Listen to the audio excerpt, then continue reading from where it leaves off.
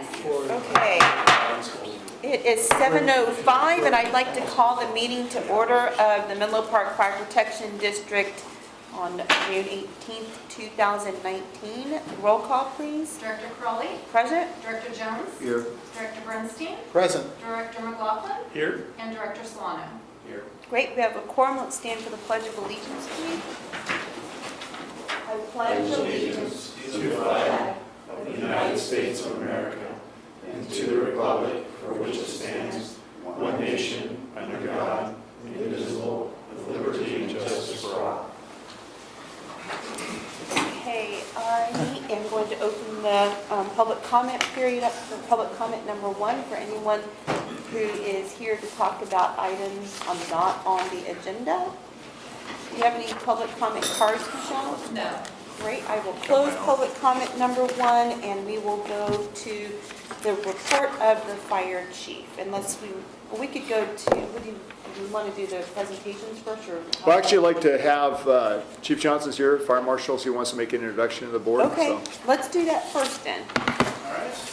Which item is this? Item 2. So real quickly, I'd like to make a quick introduction of Marlon Spencer. He's our newest fire inspector investigator, and I'm happy to announce that this was successful in regards to, we helped develop with Mission College a fire prevention 2-year degree and a certificate program, and also a internship program. And Marlon actually interned with us and then was successful through the testing process and is now on probation for a year with us. So I'm excited about that collaboration that we have with Mission College to try and get more qualified candidates in the prevention field, and we're excited to have Marlon here, and I'll let Marlon do a quick little introduction of himself.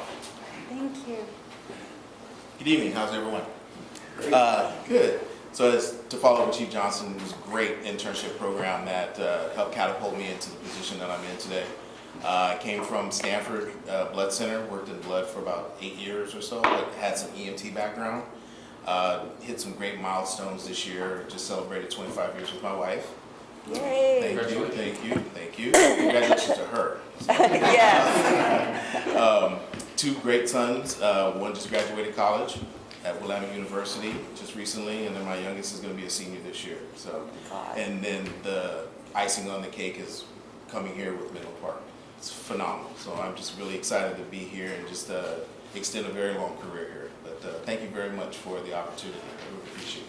Thank you. Well, welcome aboard. Thank you, Marlon. Chuck? Welcome. I just was curious where you live, Molly. I live in Morgan Hill. Okay. So I was born in Vallejo, and then my parents moved to San Jose and then grew up in Morgan Hill, and then left for a few years, and then came back, met my beautiful wife, and been there for the second stint now. It's going on 20 years, so that's another milestone. So 20 years in the same place. So she won't let me move, so.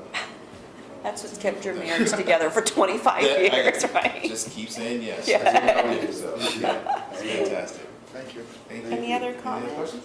Welcome aboard. Thank you. Yes, welcome, Really appreciate welcome. it. Yeah, I'm really excited. Very excited. Great. Thank you. Great, thank you. Thank you. Thanks, John. Yay. Great. Harold, do you want to do your fire chief's report? Yeah, let me go through it. I mean, obviously, that was kind of a big deal. And he started, I know we did the one group in April. He had started just after that, or else we would have had Marlon in it for that as well. So just going through it, I just want to remind the board, and I know we have gotten some RSVPs today to Michelle, but we have the dedication ceremony for Station 6 on Thursday. The times are correct this time, and we have the open house on Saturday, so if you'd like to come to that as well, hopefully we'll see a bunch of community there on Saturday as well. Very much the same format we followed when we opened up Station 2, and so we've been busy kind of last minute making the final preparations. Michelle's going to be doing the running around again to get things ready for the event, but everything should be ready by Thursday, as ready as it's going to be at that moment in time. Some of the directors obviously went to the Station 4 Community Design meeting. I thought that went well. We've been hearing back from the county on this. Really, that was their event. even though it was at our station, but I appreciate the board members being there. Very few community and actually just a few questions, comments, concerns, but you always take those to task, mostly just direct neighbors. So I thought that's kind of how these have gone for the last 3 times that we've been involved with them, for Station 2 and then also for the administrative offices and building. I updated you on the retirement. Unfortunately, Chief Long's going to be retiring this year as well. Chief Stevens, I have a date in here, not positive that's still going to be the same date, but at this point, Don's going to be leaving this year, as is Jim. So, we'll be talking some more about that, working on a plan for that based upon when the dates come in and so forth. And as I've said before, the next year or 2, there's going to be a succession of chief officers that will be leaving. So I don't know if you want to say anything yet, Don, but up to you. Sure. Okay. Still got months to go. Yeah, exactly. So he's not leaving tomorrow or anything. I had a good meeting with Chief McCauley. We went over the list that the council and the manager had put forth, and then we went off that and said, what other things do we think we could do together? So in their areas of mutual interest and partnership were public safety projects, obviously specifically, since that's typically with the police chief and fire chief, that's kind of our mentality, right? So, everything from disaster management, the use of drones to assist their PD, emergency medical services, and then most specifically communications infrastructure, i.e. The antenna that's in the main hub police facility there. So more to come, I'm sure, on that at some point based upon those conversations. Got to meet the new city manager of East Palo Alto. John and I went together, had a good meeting with him. Very progressive, good first meeting, very inclusive. If he's half as good as he sounds, I think we're going to be in good shape. So we'll see. At the end of the day, I don't have to deal with their council. He does. And those things, as you know, that's political sometimes in nature, and there's financing and budget and priorities and all those different things that the city manager gets to run the city to a certain degree, but he doesn't get to run it alone. So, I hope based upon what he's going to try to do that he's successful, because I think they need the kind of assistance that he appears to be able to bring, and I'm sure that's why they picked him. I followed up with Chief Bertini. I met with Starla, the city manager. In the last packet, it referenced that. We talked about a number of public safety issues, as we always do. And then we talked about the joint EOC. He sees it a little bit different. He sees it as a MAC, Multi-Agency Coordination Center, but he also informed me at that point that the police department was hopefully going to try and build a new police station, which was something new to me and I hadn't seen on any of the council packets. So I guess that's something they want to go forward with. I know that they just proposed and then Starla had mentioned this, a $12 million budget item for an EOC, non-specific, in the Menlo Park budget process. So I'm sure they're like us, they're in the final throes. What gets put in, left in, I don't know. But that was something that they wrote up. And again, it's not specific to that site. So it'd be nice to partner. I hope we can. Again, we'll have to follow up on that. And then the building moratorium, as you saw, did not go forward, or maybe you didn't see it. But I monitored that. I didn't go to the meeting, but I did watch it from the office and listen to it. And primarily because I was trying to get other work done as well. But, one of the things that we should reinforce to them, because we got caught, as you remember, with Station 6, kind of in the middle of that political football before. Part of 6 was in the plan, part of 6 was out of the plan. They had the opportunity to put it all in the plan, and that ended up costing us about $80,000 through CEQA to do that project that we really didn't need to spend, had it all been in the plan. Tim remembers that because he went to the meeting where you tried to get it to go and it didn't. So I'd rather be early than late to have that discussion, even though it's not going forward now. So, who knows when it comes to the electorate. There seem to be enough people that spoke against it. Maybe something will end up on the ballot. I don't know. Maybe it'll resurface again. But a lot of passion on both sides of continue the course or stop it. And, when I talked to the Fire Marshal John, we talked about what projects were in the queue. Because even if they would have put down a moratorium, they still wouldn't have slowed down a number of projects that literally are still going to get built. So we're going to look at that as well. The county, activity up on Weekend Acres. primarily in response block, as Chief Long knows. They're going to try and change that. We found some anomalies up there with that. And as I think maybe Director Crawley knows, because I think you're CC'd on Janet's emails. Did she send you anything from Janet up there, lives in Weekend Acres, who likes the... I have not seen anything from her. Okay, so, we're back into the whole, and she's got her points. It's just, maybe you don't want to say it sometimes the way that she says it. But the good news is she was very upset about an accident in which we did not respond. But part of the reason we didn't respond was because we had 2 other calls within minutes before that, and then the ambulance delay, and 25-minute response time for the ambulance and so forth. And long story short, our auto aid system worked the way it was supposed to. The next 2 fire engine, which was Woodside, came down the hill, was there in 7 minutes and 15 seconds. It wasn't a critical call. It was a bicyclist down. So, there was a lot of buzz about that call and then subsequent calls up there. And if you don't follow, those issues up there, I get it. That, they're not happy being up on Alpine Road because of the traffic, because there is too much traffic on Alpine Road. I'm not a big fan of all the bicycles on Alpine Road because of the cars, and we get a lot of wrecks up there. We have a lot of problems, and my solutions never seem to go forward.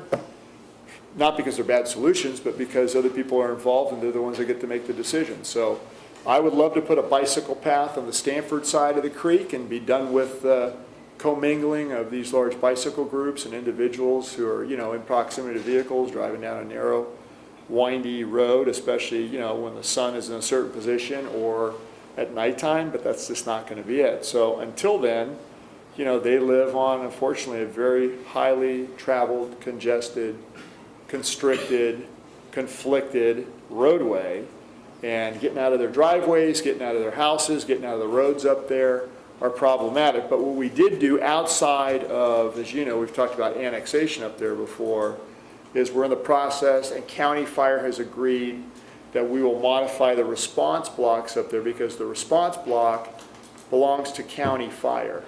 So I'm gathering we're either going to split it or they're going to give it to us, one of those, so that way we can address what units go up there. When we don't own the response block, they get to put whatever units they put in, typically closest.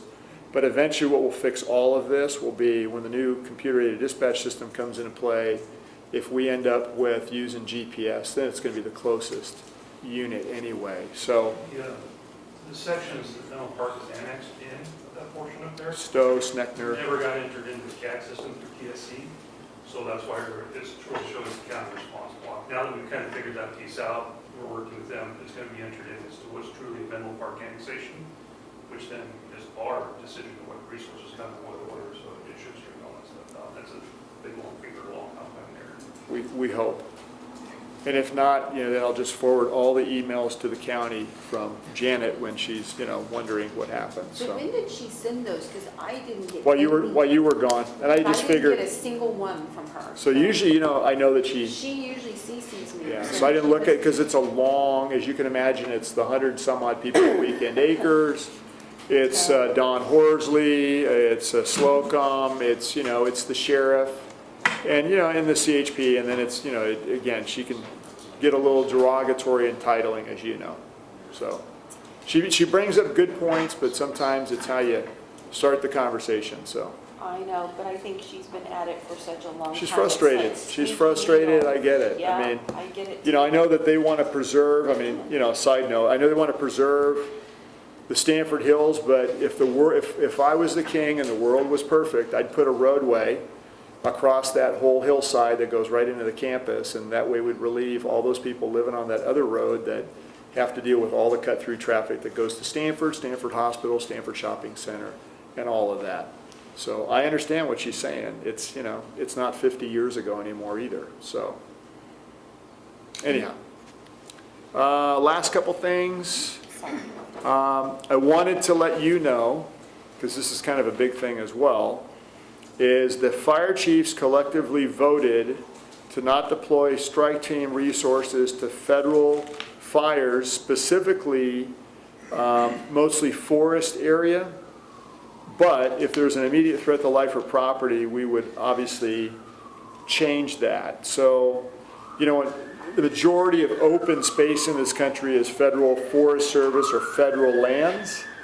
So we'll take a look at each incident as it comes up, but this has to do with the amount of reimbursement and their inability to guarantee that it would cover everybody's deployment costs, because they're currently reviewing or going through all of their, I guess, all of their costs, and they don't feel that local government should get as much or be paid as much or whatever. So, you know, there's got to be some level of reciprocity in that, right?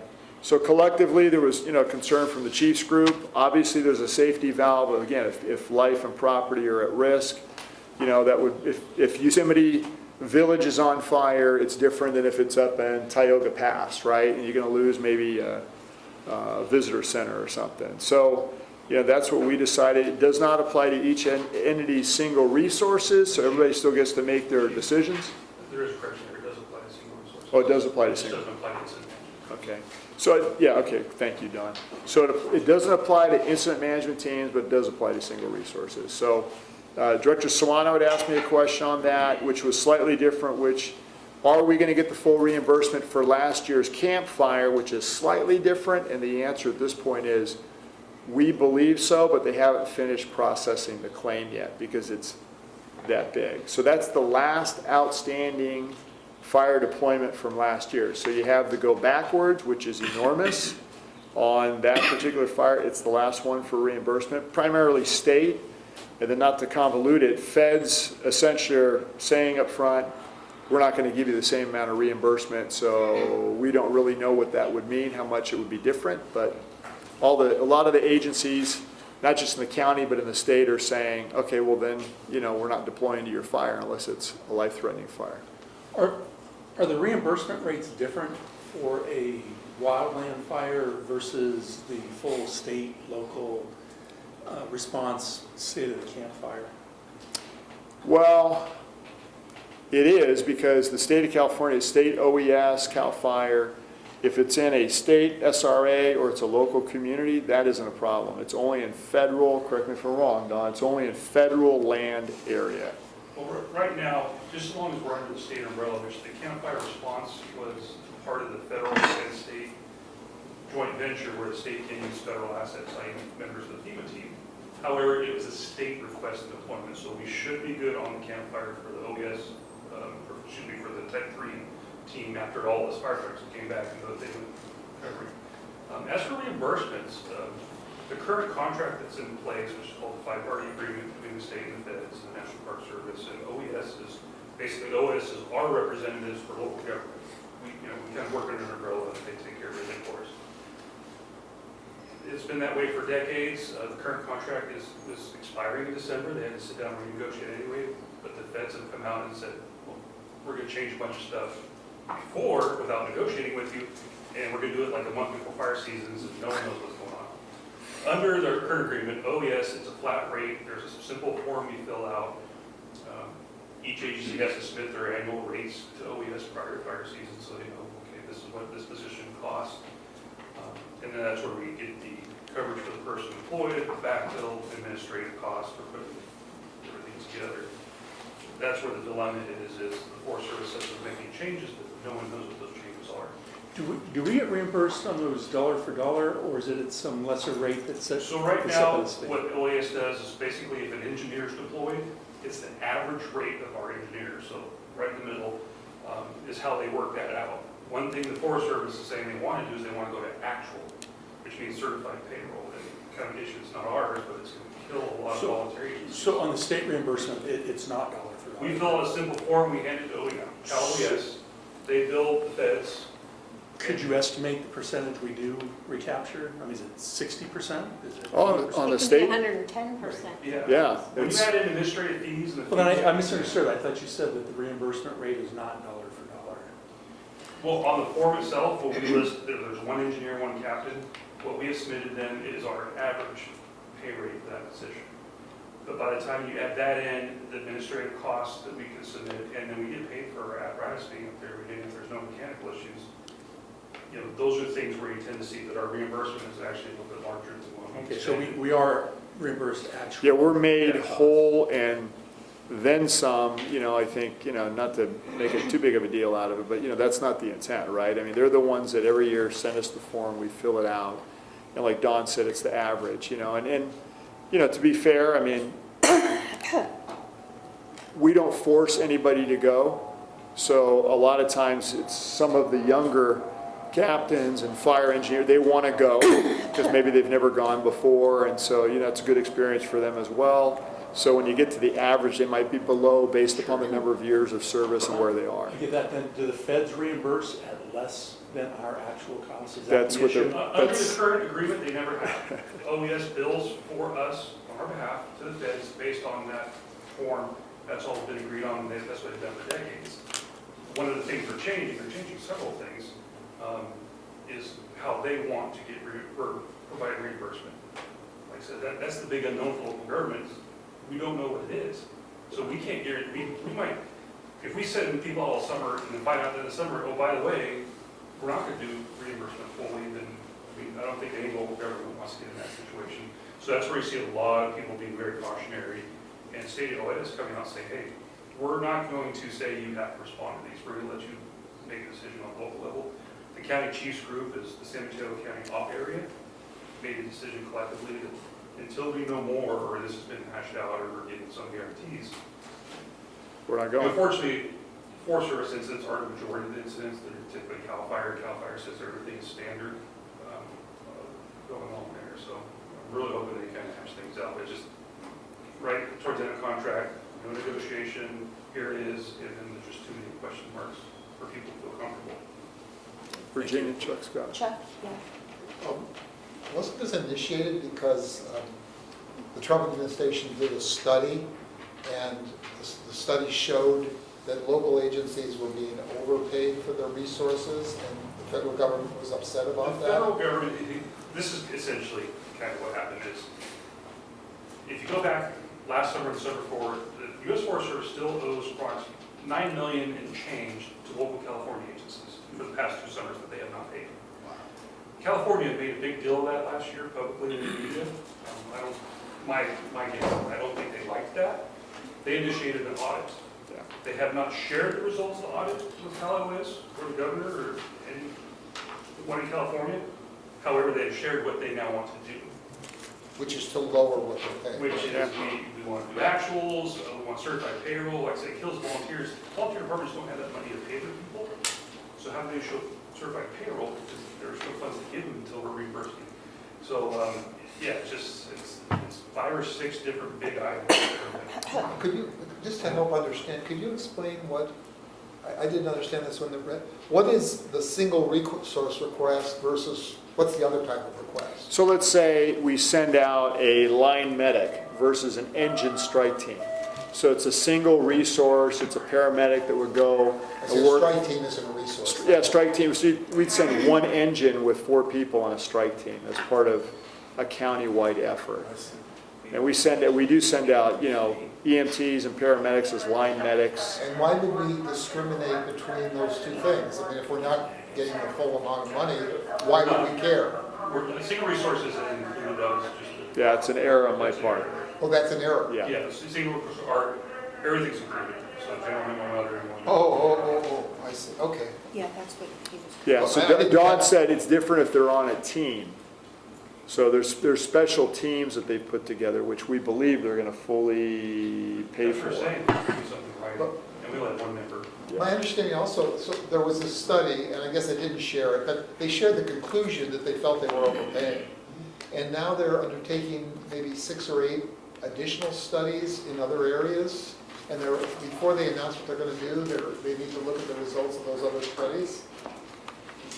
I haven't seen that part. Yeah, I've heard it, but let me give you one factoid that I think they're missing, is that, I'm trying to think of a nice way to say this. The federal government for the last 10 to 15 years has started to gravitate towards using local resources and not replenish their own staffing. And so that's been a cost savings for them by using these specialty teams and single resources they get from local government.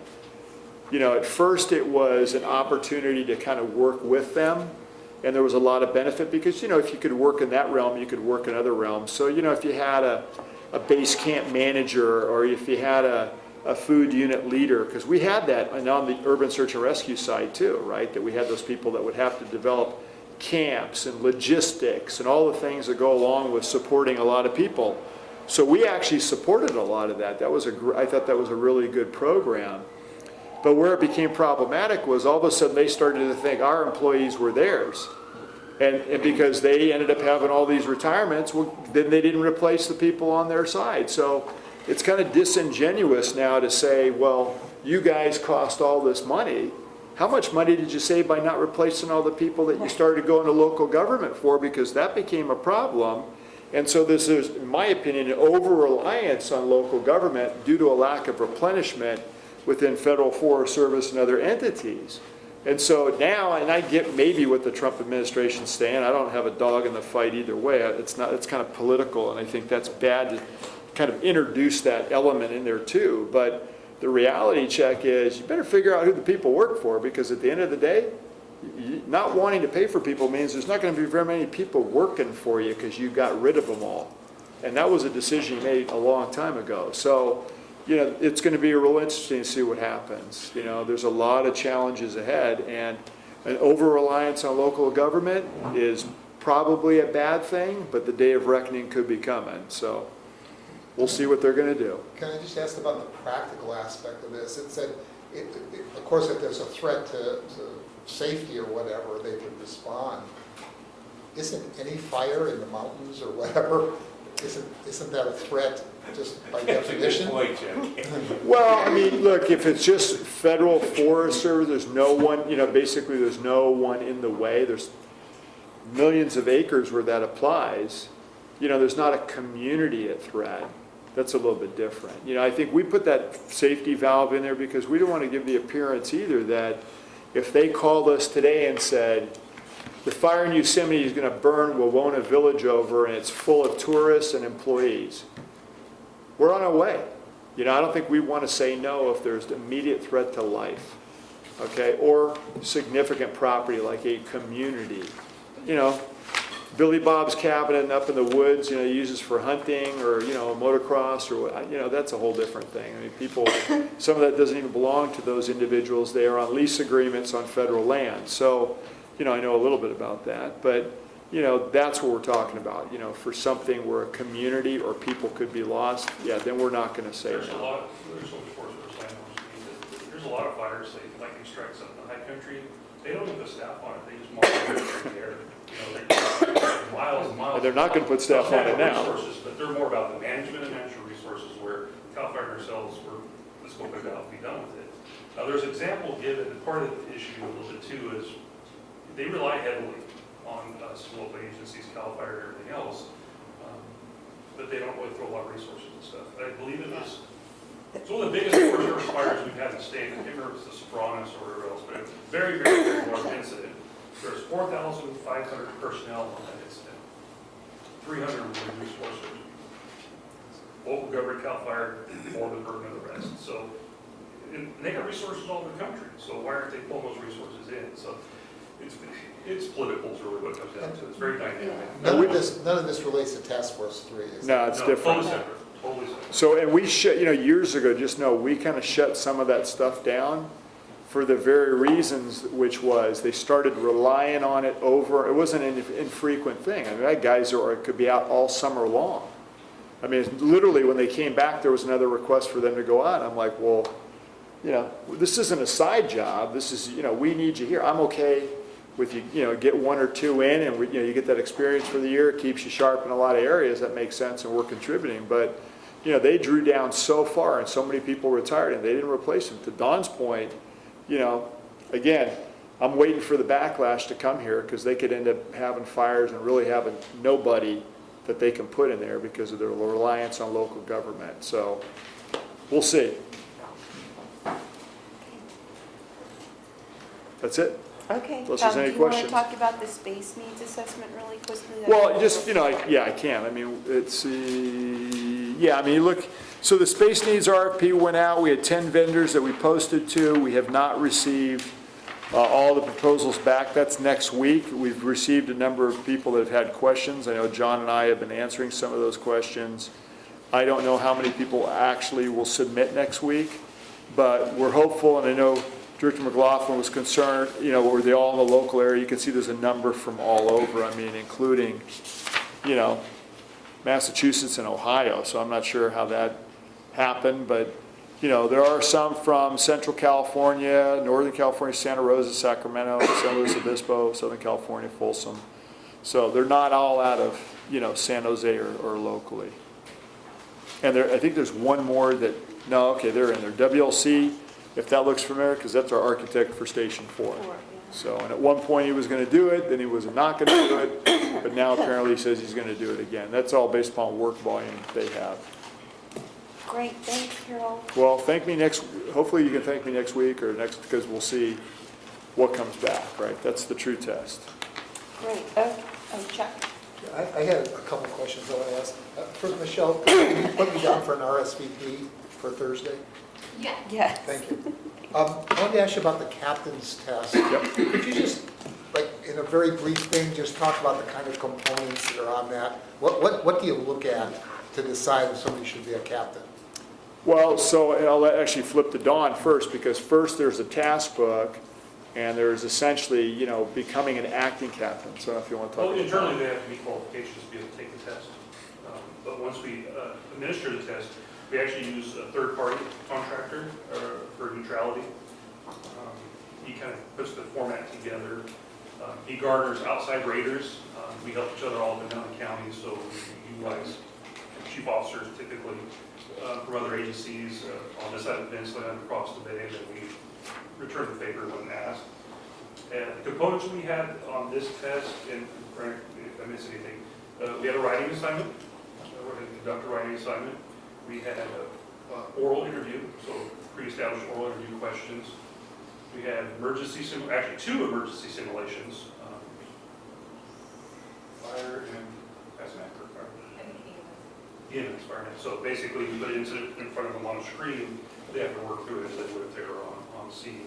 And then we also had what we call a role play, which is typically someone in there acting as a problem employee, and there are certain issues that have to be addressed to see if they understand district policy procedure, appropriate management. We're looking for our first-line supervisors. So those are the 4 components of the test, with outside evaluators from other agencies, and then Ken Hargis, our contractor, compiles all that data together and creates the list. And then from there, they go into a chief's interview. And even when they come to me, what I look at is, when do they open the task book up, which is telling them all the different skills they need to achieve and get signed off on? How long have they been, here? How many years? And then how many acting captain hours do they have? It ranged from 400 to 4,000 hours as acting captains based upon the number of years that they may have been in that spot. So are they new to the acting spot, or have they been in there for several years? We had 3 carryovers from the last test. So, they entered into the new process because we timed it out, and it was a good thing because we ended up, instead of having 3 people on a list for a second year, we ended up with 10. And so then they get, I take and we do interviews together, and we go over their skills and qualifications and a lot of what they've done here. And then what I find to be helpful is I talk to the chief officers and their peer group, which is other captains, to see, what is the experience by those people if they're managing projects, programs, or doing work.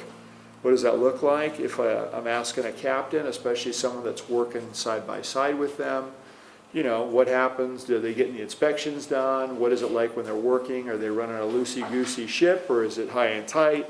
I don't know all that stuff because I'm not in the fire station. So if it's a double house where there's 2 captains, that may look a certain way. If I'm coming on shift, what's it look like when you get there? Is the kitchen a mess, the rig a mess, the station a mess, the place, not what it needs to be? Well, that says something there, right? Because then we got a whole set of different issues. So, and then what's the command and control capability, not just the simulation. So I guess to categorize it, I would say the assessment center is a good Polaroid picture It's one day, one time. Not everybody's a good test taker, so it's relevant to a point. Some people can have a bad day and that happens. Some people can have a great day and that happens. But, you know, I try and look at the videotape or the reel, right? I want to know over the years, what's it look like? And so, you know, again, it becomes very clear after talking to chiefs and peers, you know, what it starts to look like. Especially, it's hard, I got to tell you, it's harder for me now because it's been a number of years since I was on the floor. So some of these guys I've never worked with. And you know, the old days it was easier because I worked with everybody, right? So I already knew part of that.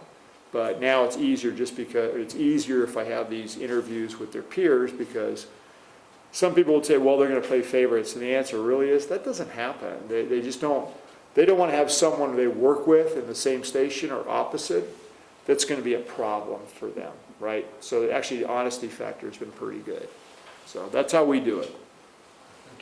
Any other questions? Oh, No, go ahead. I have just maybe one or two more.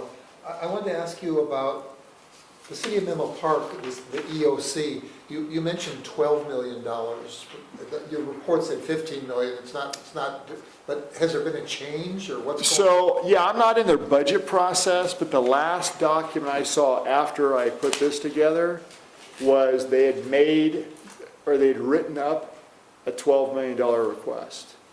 Now, whether or not the city manager agreed to that, whether or not the council agreed, I don't know. Because I'm not following it that closely, but it's something for us probably to pay attention to. If they built an EOC, could we ask to use it and then not have to build our own? Well, sure you could, but I can tell you, here's the problems, and there's a lot of them.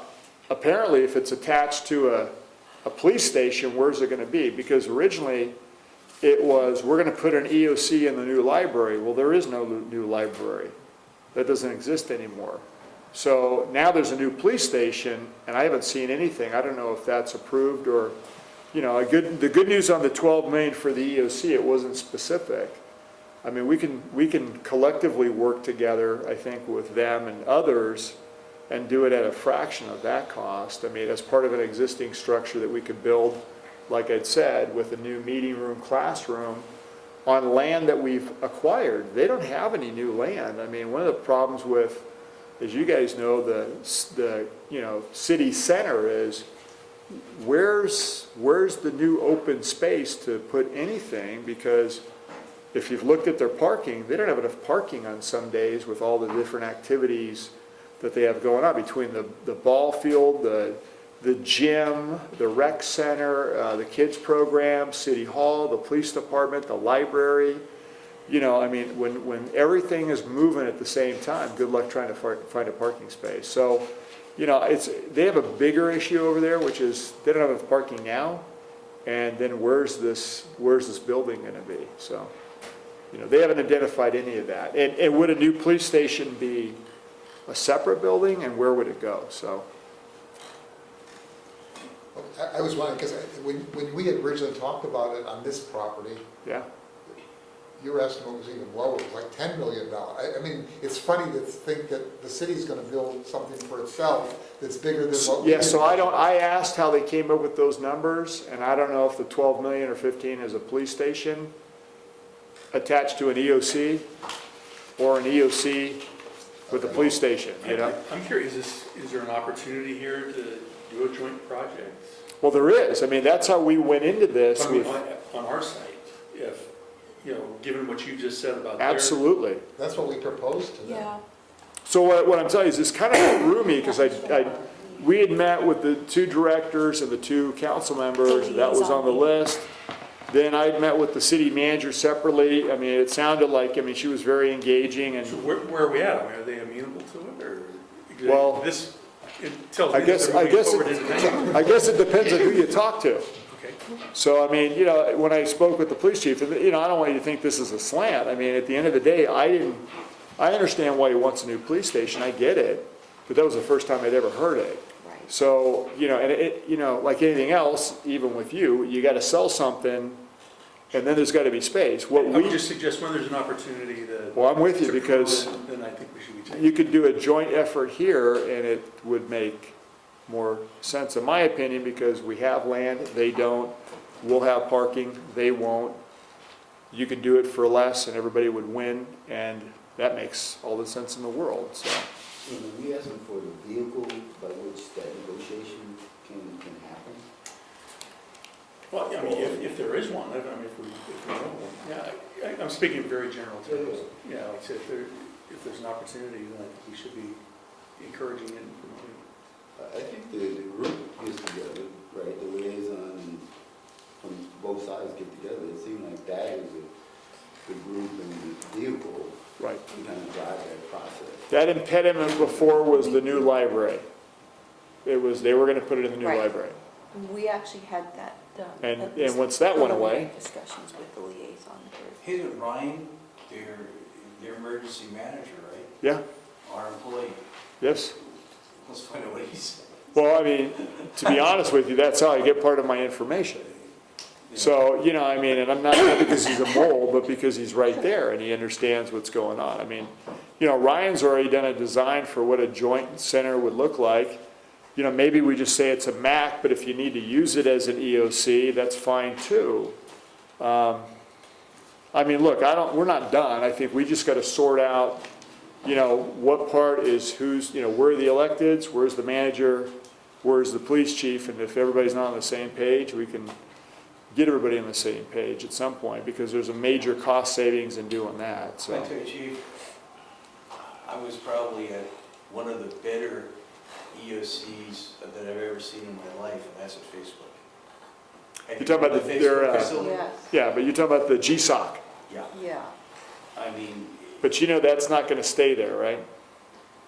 well, I don't know how long it's not gonna stay there, but I mean, it's probably the best state of the art that anywhere around would have. Right.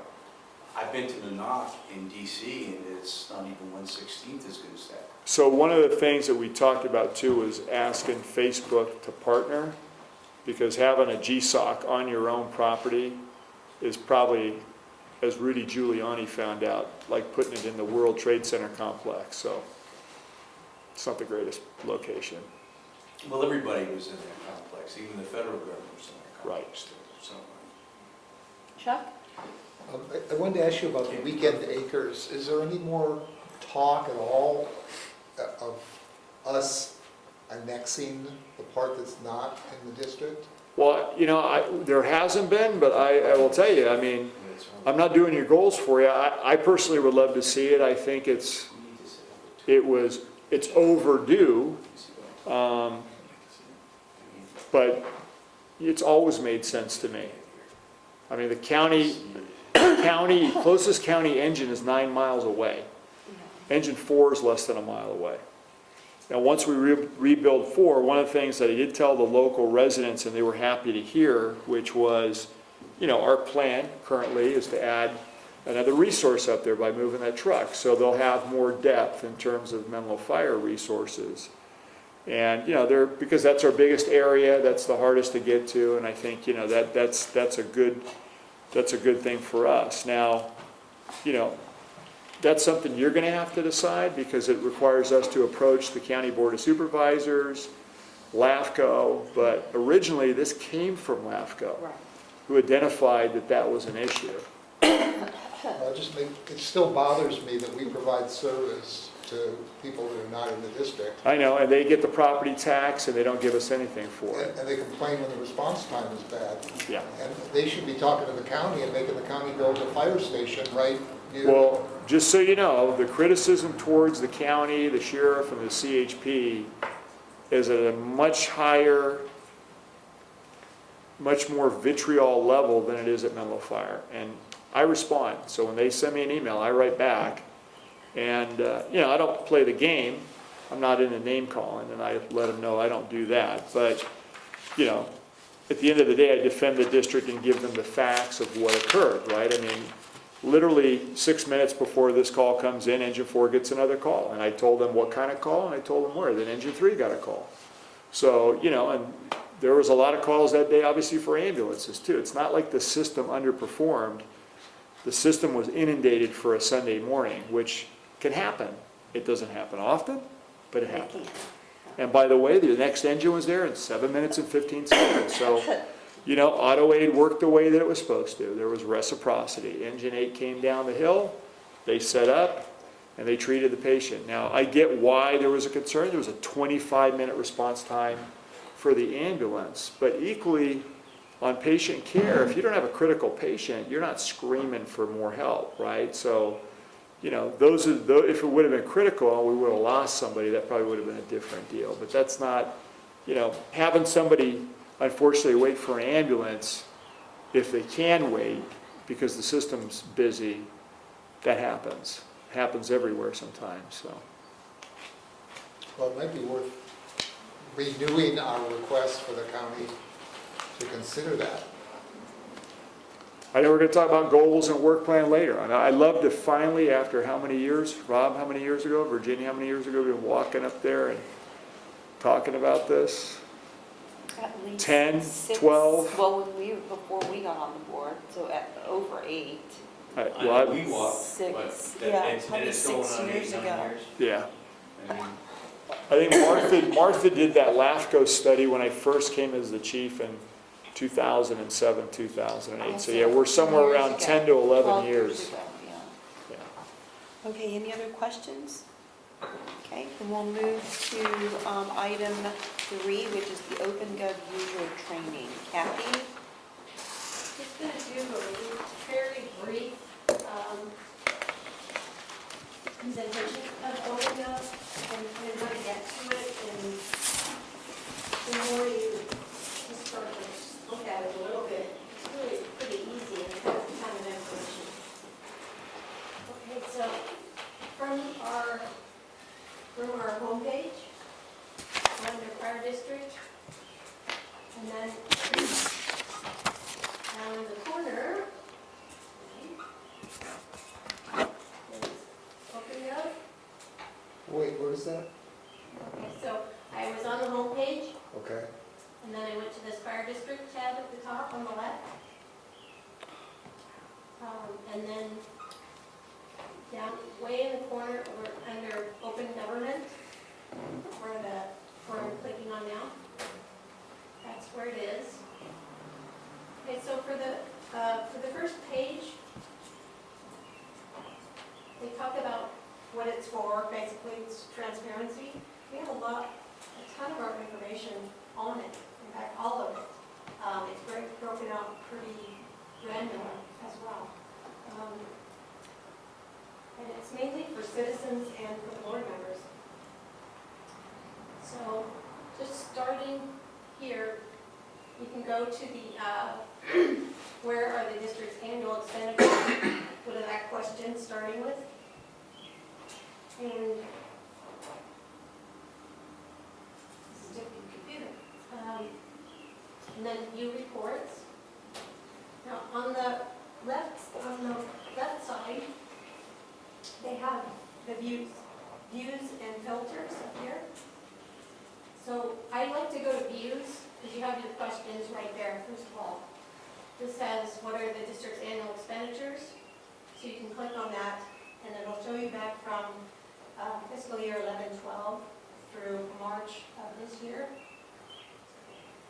You can go up in here and say, I want to know, well, first of all, I'm going to go over here. I want to just see general fund. So here's the 4 funds that you can look at. Separate them out. I'm going to go to the general fund. This is all expenses in general fund. So you can say, I want to look at one of the programs. We'll pick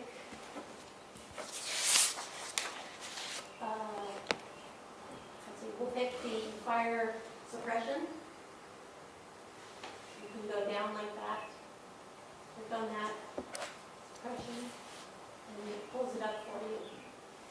Okay, what it's showing you is the bar chart with all the year-to-date information, the actuals from 2011-12.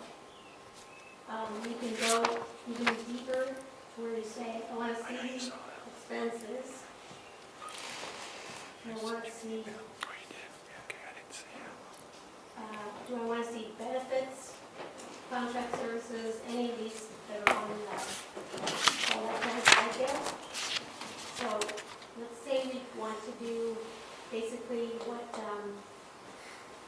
Director McLaughlin has asked for stipends. You can see what the stipends have been doing for the last however many years that is, 7 years? Okay, and. Hey, John? Can you turn the one set of lights down in front? So you can see this That's it. bar chart, it puts it together for fiscal year, and then below is the information specifically. You can even go at, let's see.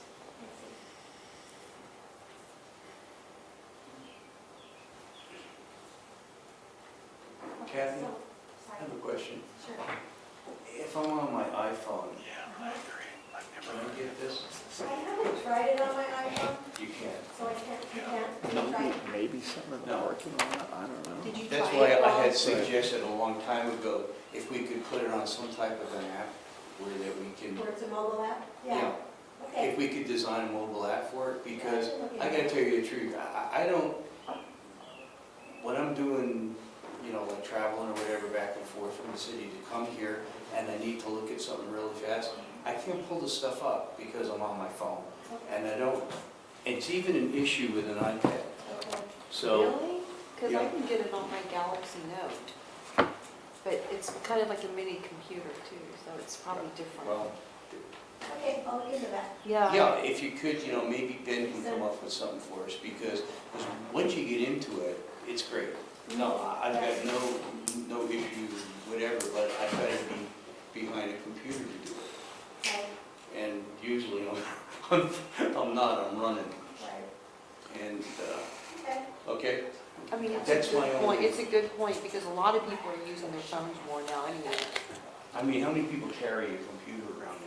Kathy, Very few. you use stipend Thank as an you, Kathy. example. Right, And I think we discovered there's what, 18 different components in that one category? yes. So how do I look at those 18 individual components that make up the stipend category? I don't think I can pull it up on this. And Kenny, how do you get the types that you have on the left side of the screen there? What, Oh, Is that a sorry. filter? So, at the top of the screen, where it says general fund in the middle, yes? so if you wanted a specific program, say fire suppression, that's where it says it next to general fund at the top. And then, Oh, it's under programs. pardon me? It's under programs? Yeah, that's programs. Okay. And then next to it is the specifics of what it is that you want. And it does give me what you're talking about, Director McLaughlin. Could you bring that up again? I didn't. Wonderful. Okay, thank you, Brenda.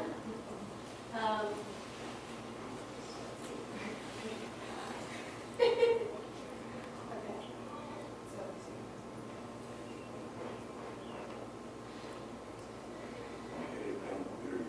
Yeah, that's it right there.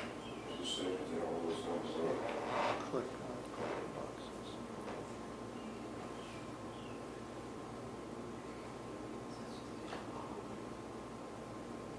There is the specific,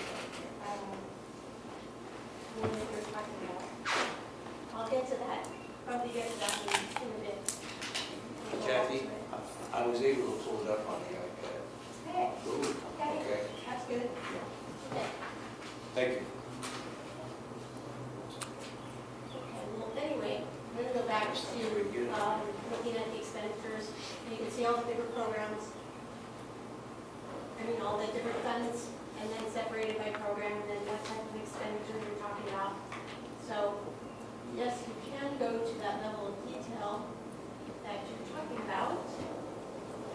Oh, I did want to point out also that you can do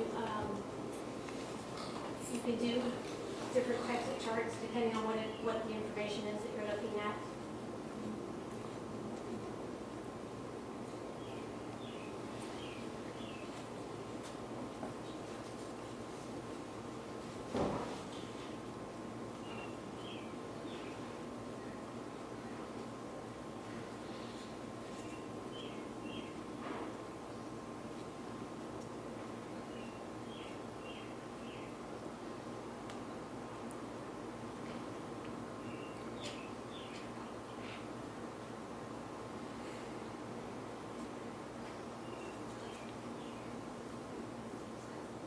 This list that I've dropped down right now, and that's all the programs that we have. Just an FYI.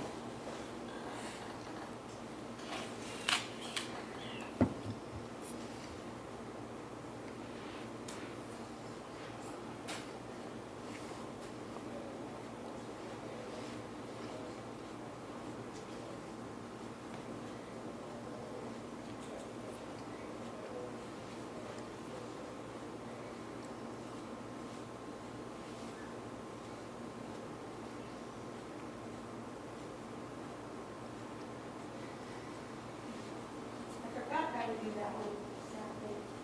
I know. Easily.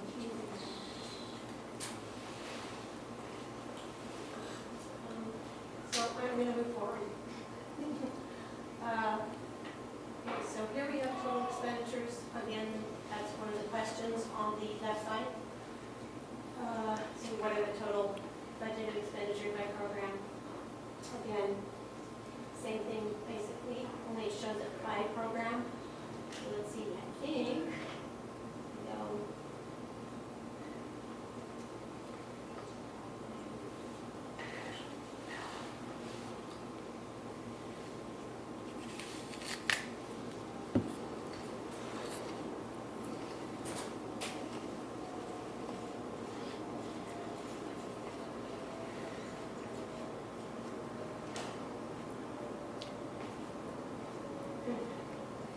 There is a really easy way to find that, so I'm doing that earlier. So anyway, mainly what I wanted to show is how to get onto it and kind of drill down. I'll work on it further and then show you again how to get to that number that you were talking about. Because I even had it for the time and a half by program. I saw that up there. Had it broken out. But in the meantime, if you have any questions now, I can answer those and I'll find a way to get to that. Okay, thank you. And, This is very helpful, thank you. Any questions? Jim? Chuck? Rob? Robert?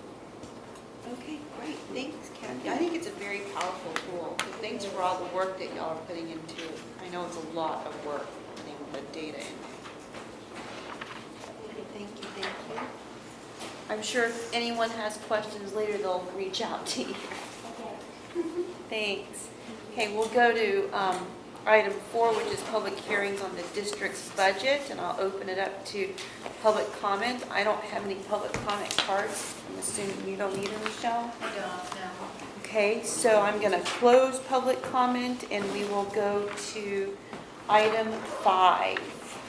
Kathy, which is the resolution, to adopt the resolution for the fiscal year 2019-20 proposed budget and the FTE staffing levels.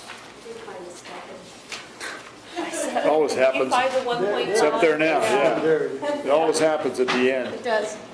Too much pressure. Okay. So,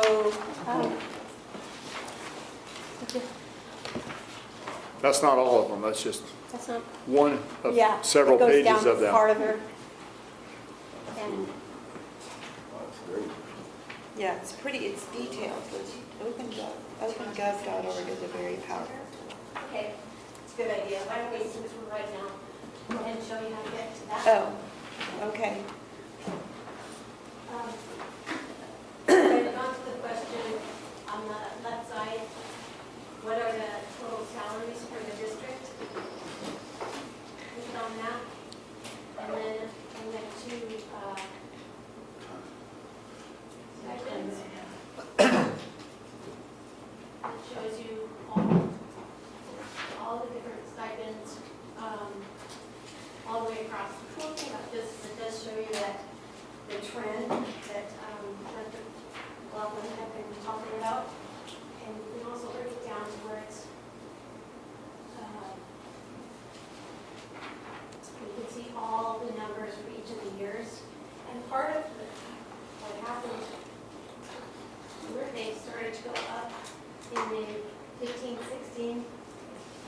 14, 15, 16, when it started to go up, we got a new MOU and also had a PERB requirement to break things out, to make them into stipends like this. So that's why it looks like they're not so high. If you look at the salaries on that, it's,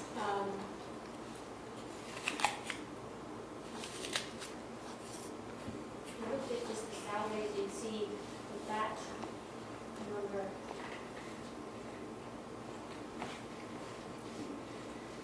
If you compare the two of them together, it's not as huge of an increase from that time period.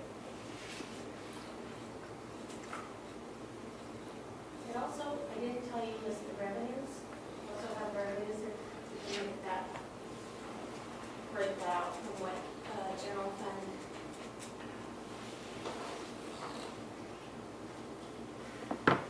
This is the revenue page.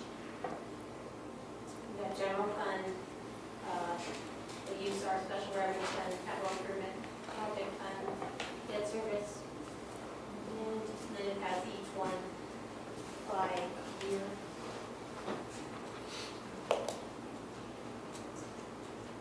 I think that's about all that I'm going to show you for today. If you have questions, or if you want to sit down with me, or even talk on the phone about it. Hey Kathy, can you go back to that stipend page and maybe just,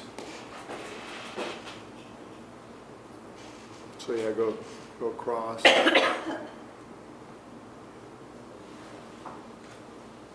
the bar chart.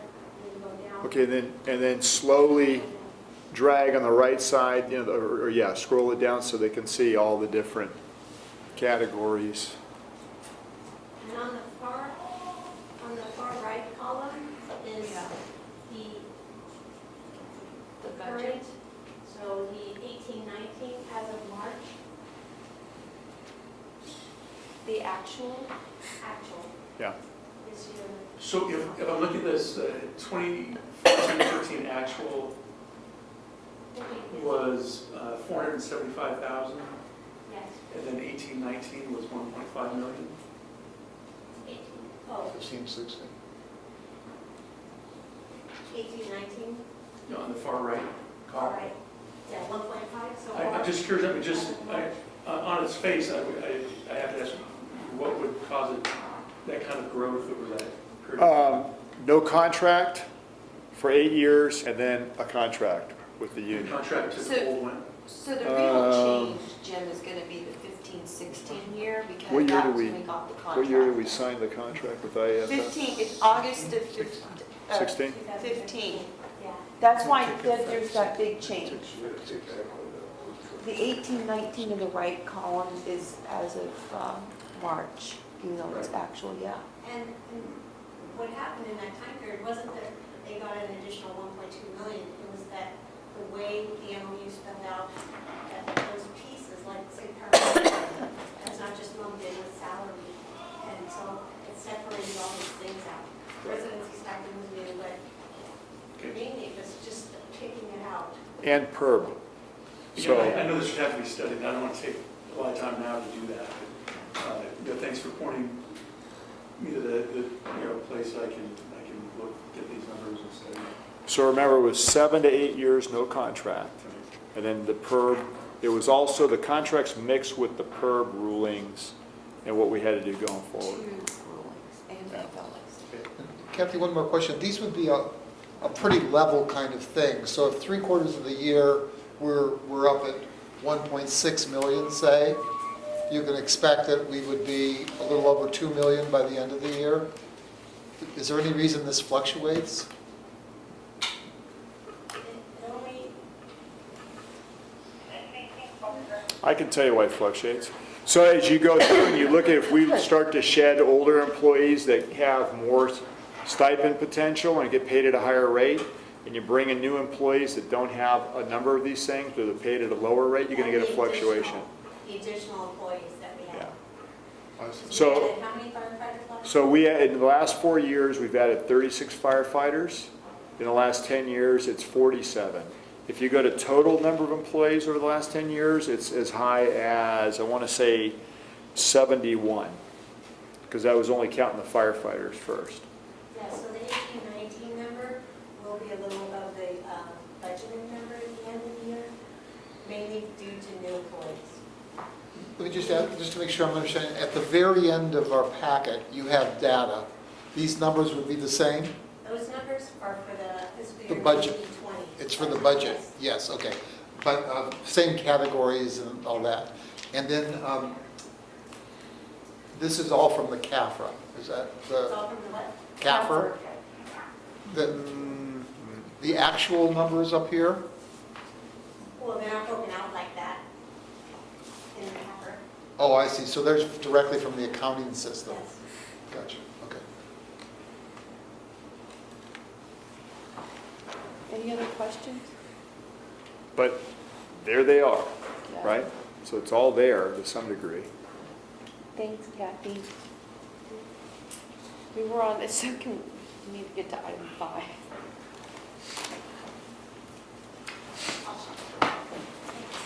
Well, I mean, again, it's a powerful tool. I mean, Very. and I gotta, give Kathy credit. I mean, she's been working on this for 2+ years. And long lamb. Yeah, long.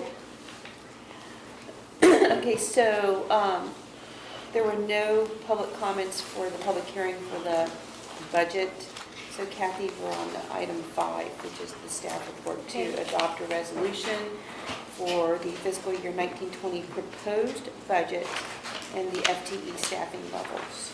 Okay, so the entire thing is the same, except for the Finance Committee had requested that the adjustments, that we make an adjustment to eliminate the 3 new battalion chief positions, but reallocate the funds for internal battalion chief training. So where you'll see that is on page 3. On the second chart, you have overtime BC training for $628,771. And so to define that, basically, it's, since if we go to actual, there has not been a proposal specifically, and we're not ready until mid-year, because individuals have not retired yet, and we have not given the test yet, but at mid-year, we'll be ready to come with the whole package and proposal. So Director Bernstein made a good point, and actually I appreciate hopefully the board agrees to the transfer within training, because people are going through training right now to become acting battalion chiefs, similar to the captain's issue. They're getting signed off, they're getting their hours in, that requires them to ride along with the battalion chief and actually be the battalion chief, which then results in a vacancy in a fire station that has to be filled by another captain, typically on backfill. So this helps to fund that legitimately until there's a decision, hopefully by mid-year on that. So the $628,000 figure for overtime BC training, that is, the activities you described are typically done on overtime? Correct. Yeah, the activity, so, it's with the BC that's on duty, so now instead of one person, there's 2 people in the car, because it's under supervision, but you're going to create the vacancy in the fire station, right? So somebody has to step into that. So is this overtime figure reflected in the aggregate overtime figure that we see, or is this in addition to? No, it was taken from the wages and benefits Well, line. and I'm probably not asking it properly. If our district overtime expenditure is $4 million, is this number within that $4 million? So this is in addition to? In addition. Right, it's Yes. called out. Yes. Okay. And part of that is, as I explained to the committee, usually when people understand there's going to be an opening, there's kind of a run to become something. And so right now, I mean, the good news is there's a number of people that have opened up task books, and they're doing their ride-alongs, getting their hours, getting their sign-offs done. And we want to encourage that, because we want to have a bigger list than we have currently. Right, Brenna? That's healthy. So, Well, I just wanted to maybe explain the rationale for the Yeah, I was the gonna finance committee. I personally like us to fund real things, where we put money into something and we see what we funded. What we were doing is calling this three new staff people, but it wasn't really 3 new staff people, it was training for people to be promoted. And so I think it's the same amount of money, but it's put into a category that's easier to understand. I think the issue of bringing in 3 additional battalion chiefs is a real issue that we should discuss when the time's right, but that wasn't now. That wasn't what was happening for real. So this was just, I was pushing very hard to have us be funding real things, and I believe this is a real need right now. I just have to say, this strikes me as a lot. That's a big number.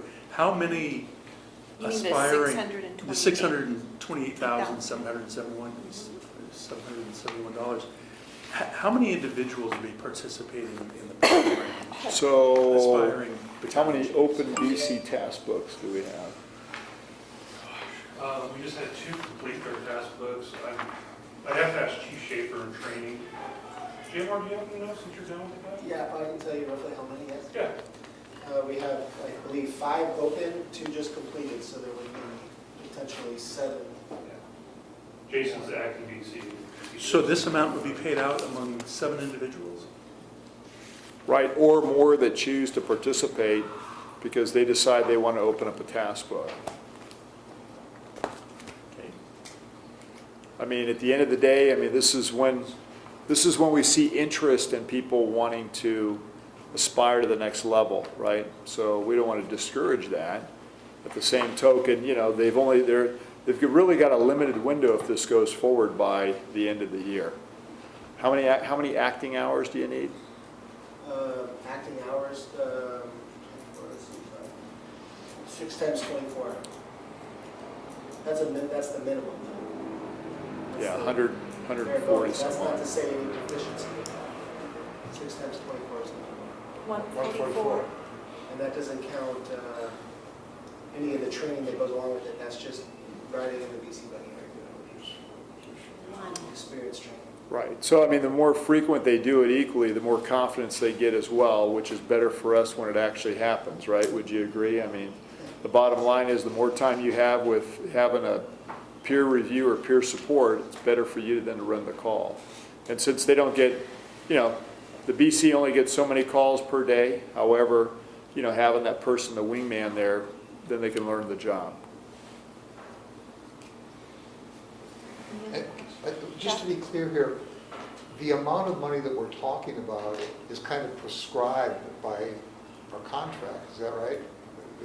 There's a rate of pay based upon what backfill would be for a captain to fill a spot. And the captain is part of our. Right, and kind of like the discussion we just had on the Forest Service or deployments, it's not an average rate, you pay actual. So, you know, let's say it's a captain paramedic with a degree, you know, that's going to be maybe a higher rate versus a captain that doesn't have a degree or isn't a paramedic. So there's a variable in there.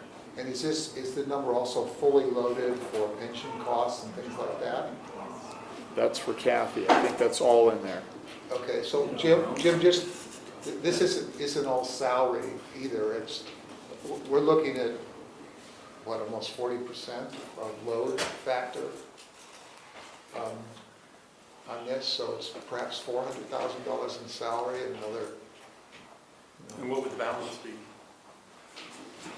Of pension, other you know, payroll taxes, things like that.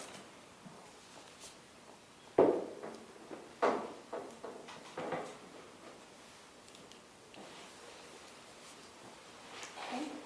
Any other questions or comments? Rob? I have a few. The 2 potential retiree positions, do you plan to fill both of those? I'm going to come to you with a plan, one of them for sure, the other one probably not the same way. Okay.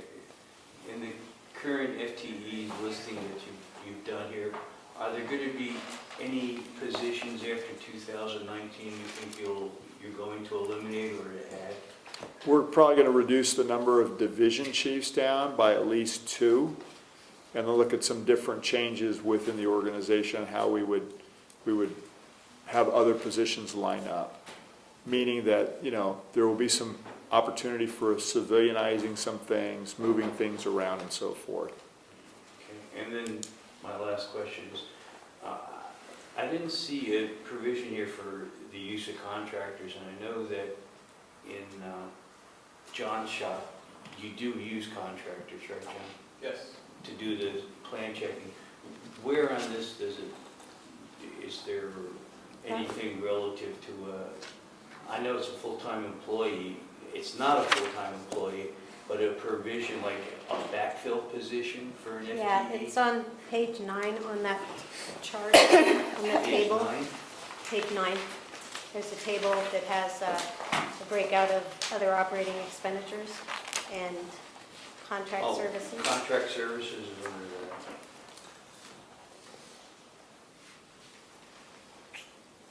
But that isn't all just contract employees, right? That- No, it's all These are all contract other, services. yeah. So that would be, The okay, breakout on all of that is online okay, in okay. the budget. That's, I didn't see it as, you know, as a, you know, as a backfill or FTE on your chart, that's why I didn't know where it was. But, as long as it's on the other side. Let's see. No, the main thing that I'm really concerned about are the positions, and it looks like, you know, I've said that the organization looks a bit top-heavy, but you do have a plan to reduce that, because we're looking at a huge cost with this new training facility that we want to put in. And I just see a need for us, instead of going out this way, maybe we need to be a little bit narrower, you know, relative to what our funding will be relative to that. Yeah, and I know you have concerns like that, and again, I think the plan will address some of that when we get to that point. But equally, just know during fire season and we get hit with simultaneous urban search and rescue deployments, it doesn't feel like we got too many chiefs around here, because then there's really very few of us left, right? So at the end of the day, when you got 1 or 2 people out on fires and on deployments, because that's what we use the chiefs for as well, and then we still have to cover that same workload. So, you know, everybody's busy is the bottom line. Under contractor though, like a search and rescue aspect would be at a different amount of money. Like if you wanted to hire like a retired battalion chief or a retired division chief to fill those positions, you could under a contractor position, couldn't you? We could do the 960 in here, but that's, yeah, but we'd have to be careful that we don't end up, you know, mixing and matching too much there, as Brenna's alluding to. Well, if it's a temporary deployment, we should be able to stay under the... Are you talking about for deployment? Well, if it's like one of these emergency situations where we have to, 1, use a contractor, and 2, if we have these wildfires where we'll have to deploy additional personnel, if we need to reach down for some senior management positions that are retired, we can still go into the 960 bank, correct? We have to specify it as a special project and run that through CalPERS. Yeah, because what happens is if you work out the classifications for CalPERS, you'll risk your pension. CalPERS will reinstate you as an employee and make you back pay all of your retirement pay at that point. So it can be risky if it's not done well. But it can be done. And it is, Very narrowly, yes. it is Yeah. done Thank for you. like USAR deployments where you have retired personnel who are still on the team. But they're, right, but they're limited as to what they can do. Yeah. If they're deployable under a task force that's separate from their employment with the district, that's separate. But if you're bringing people to work in the district to fill for people on deployment, that's a little, Yeah, we currently don't contract individuals to go on wildland deployments. That's typically done in-house through the deputy chief and then amongst the other chief officers that have to meet the certs and quals and get signed off and so forth. Well, my point is the FTEs in comparison to the contractors, and I want to give us a little bit of room than actually adding to the FTEs and using contractors as those, in some of those positions. That's my point. And we can in some cases. For special projects, but not to replace full-time employees. No, not to replace, but to enhance. Yes. Okay. Okay. Thank you. Any other questions? I just had one thing. Can a battalion chief be a strike team leader? Absolutely. They have to be qualified for the state though. At this point, we don't have any. I would prefer When it. I got here, we were working with town chiefs, but then they promoted to division chiefs. Right now, Town Chief Coyle has his paperwork in to become a trainee. Now, being a trainee means you can employ, that's where I spend a lot of my time, is taking trainees with me. And I work on their task books. And they have to have some, enough incidents, they have to complete all the stuff in the task book. And basically feel comfortable as a raider, I feel comfortable that they're okay before I get signed them off. Sometimes that takes a couple summers, depending on the number of appointments we have. So Chief Coyle has his paperwork in, Chris starting on his classes, and Chief Calvert has a little bit of paperwork in. And we're really stressing to the captains that are acting battalion chiefs to start that training process now, because there's a series of classes they have to take. So that way, when they do step into the battalion chief role, we can have them much closer than waiting until they get there. That's actually why I was even bringing it up, because there was a time, and maybe it's still true, where you were the only qualified person to do that, which I you was the were, only one in South County for a while. Right. but you were a major resource to the district. Yeah, I here. set up battalion chiefs from here all the way up to South City, Daly City. You have the opportunity now, it seems, since some people, it appears, want these jobs, to simply demand that they get that training or face demotion if they haven't completed it in 2 years. It's an expectation for battalion chiefs to become strike team leaders. Like I said, there's a series of classes you have to complete, and this is all regulated by the state. Part of the problem with that is you can't find any of those classes in the summertime because everyone that teaches those classes They're are on fires. deployed. So you have a narrow window.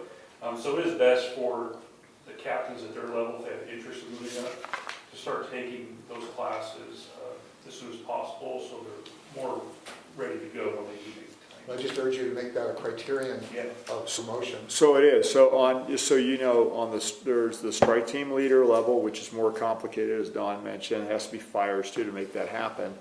Not every year in the past has been where we could actually do that and do the trainee on a call.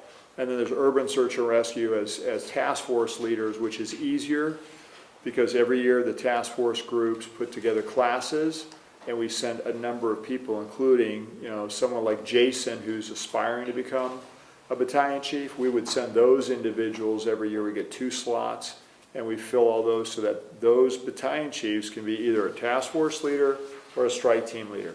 That's ideal. I'm going backwards a little bit, but do we limit the number of hours that an aspiring battalion chief can earn overtime and work in this developmental assignment? I think they have the number of hours that Jason, mentioned with, 144 minimum, but we don't really limit in any case if that's, the past when there wasn't a budget fund there. Doesn't that create a competitive problem if you have someone that do the minimum 144 hours and say you have another individual that does 200 hours? Does that create competitive? So there may be a need to have them do 200 hours based upon comfort level or the number of calls that they ran and so forth. But it's all compensated by overtime hours? No, well, most of that training But time. is it all compensated by overtime hours? No, I was just about to say, a lot of the training time is completed on their shift while they're on their normal, regular hours. Right. They work with their current battalion chief on the task book. When they become qualified as acting battalion chief, like today, Chief Calvert is off. So instead of filling overtime with another battalion chief, the option's there, but they weren't available, we move a captain who's acting battalion chief up. So he gets a little bit of acting pay, but it's nothing near overtime. Is this process internal? Is this to the district, or is this a common practice? It's in other common. My agencies? previous agency, we did exactly the same thing with having captains and acting battalion chiefs. Yeah. And there's always that balancing in there too, because, from my standpoint, I'm sure Don would say the same thing, is when you have existing battalion chiefs, you don't want them taking all the time, because when you have the actors, they're not getting any time. So there's always that push and pull between who benefits, right? And equally, who's making the money, and so, I'm you good know, with you try and balance it all out, right, out of fairness. Thank you. Any other, That was fine. any other questions or comments? Okay, so, since this is a resolution that we need to adopt, is there a motion to adopt the resolution for the fiscal year 2019-20 proposed budget and FTE staffing equivalent levels?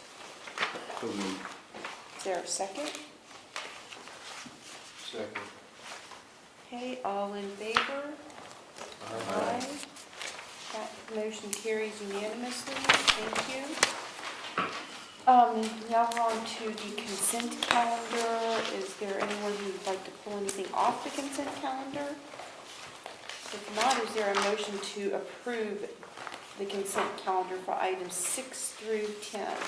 So moved. Second. Okay, any last minute discussion? Okay, all in favor? Aye. Thanks, Brenda. Unanimous. Great job. Thank you. And now we're on to the regular agenda items, starting with item number 11, which is to discuss the report on property conditions at the Fire District Warehouse located at 2470 Colgus Avenue in East Palo Alto. Tim and Harold. And I'll let Tim tee it up because he's done most of the work and so forth, working with John Hitchcock, who equally has been involved with the different projects that we've had out there, so. Okay. I'm going to just briefly talk about it because the staff report contains all the information, but this regards a purchase that took place in September of 2017, so it's been almost 2 years that the district has owned the property. Since the time of its acquisition, it was subject to a deed restriction and a regional water quality control board order relating to contamination that migrated to the site from an off-site business. That basically it's an arsenic issue. So at the time the district acquired the property, the responsible party for that contamination, since it migrated to this off-site location, had performed some remediation and cap on areas that were not covered with the building. Those buildings are considered, because of their foundations, a cap. And so the district purchased property subject to the deed restriction, which limits it to industrial use and prohibits residential and other sensitive uses. That can always be amended, but it would take approval and probably further action. But certainly for the fire district, it covers the fire district's uses as allowable uses under the deed restriction. And then under the order, the cleanup, like I said, had been done. So what remained is if there is demolition of buildings, that since that soil wasn't accessed at the time they did the site remediation, there'd have to be a testing and analysis of whether there were any issues of arsenic above the levels that the state sets, and determine if something had to be done at that time. There's more information in the staff report, but I'll stop there and see if there's questions or further information. So, Jim, yeah. Tim, you're saying then that the area under the parking area, the asphalt, the soil under that has been remediated? Right, but it's capped too. Right. To prevent. But the cleanup has been performed on the soil under that cap? Correct. All right. Correct. For the entire site? Well, the entire site, there is one, fact, which is that not the entire site had soil that was above the levels. So in other words, you do testing and it wasn't uniformly above the levels of the state for arsenic. So just as like a very kind of particular statement, the entire site wasn't contaminated to actionable levels, but the areas that were, were dealt with, and then there's this cap. I mean, it's asphalt. A cap is sort of a magic word. It just means a cover that's on top of the soil, so the soil isn't. So the soil under the actual structures, unknown contamination levels? Correct, there hasn't been testing of the soil under the structures, because under the order, since it's, like I said, the building foundation acts as a cap, so there isn't this issue of disturbance, so, but. With a couple exceptions. Okay. So if we put ballards in front of, let's say, a column to protect it from someone hitting it with a truck or a vehicle as a precaution, then they've had to do a sample there. So far, none of those have had issues, but they come out and do it. So we're talking about, 3-4 inches in circumference where we would put a ballard down in the ground, maybe a little bit wider because of the concrete, but. And the soil has been below the. Right, below the trigger concrete subfloor, or the concrete levels. I mean, floor. but the testing, when we test the soil, it has come back Yeah, so you have below to the take, you have to take the prescribed soil out, and then they test it, and then if it comes back that there's not an issue, you can put the soil But back. every time in. we've done that, it has not come back as an issue. Right, there's been So no issue. the deed restrictions and the order, don't they have different trigger points? In other words, the order talks about just, it's triggered if you demolish the buildings, then you have to do the testing soil, test the soil under the structures. Correct, or disturb the cap. But then doesn't the deed restriction go further than that and say if you disturb the cap, that triggers testing? That's right. So they're different in that regard. Yeah, and that's a good point, sorry. It says in the staff report, I did not say that besides the use restriction, that deed restriction does regulate the ability to disturb the cap. So the seismic work that we're contemplating would trigger the testing requirement under the Yes. deed restrictions? Yes. Is that right? Anytime we're gonna put a hole in either the cap Right, or the concrete, we'll call them up and say, this is what we propose to do, right. and that will require them to come out. And so far, And the them is the city, or is it the water control board? no, it's someone from their vendor for the water control Yeah, board. let me just be, what you have is a consultant Yeah. who's qualified to do the testing, and those results of the testing, then, they're a licensed environmental consultant, and that information is forwarded to the regulatory agency, but it's done by a private party. Private party under contract by the responsible party who created the situation, which is SLLI. So, to get to SLLI, am I correct that they have sole responsibility for any costs that are incurred in cleaning up the site, our site? They have paid those costs to date. But if we were to demolish the structures and, we found that there was contaminated soil that had to be mitigated, would they be liable for those costs?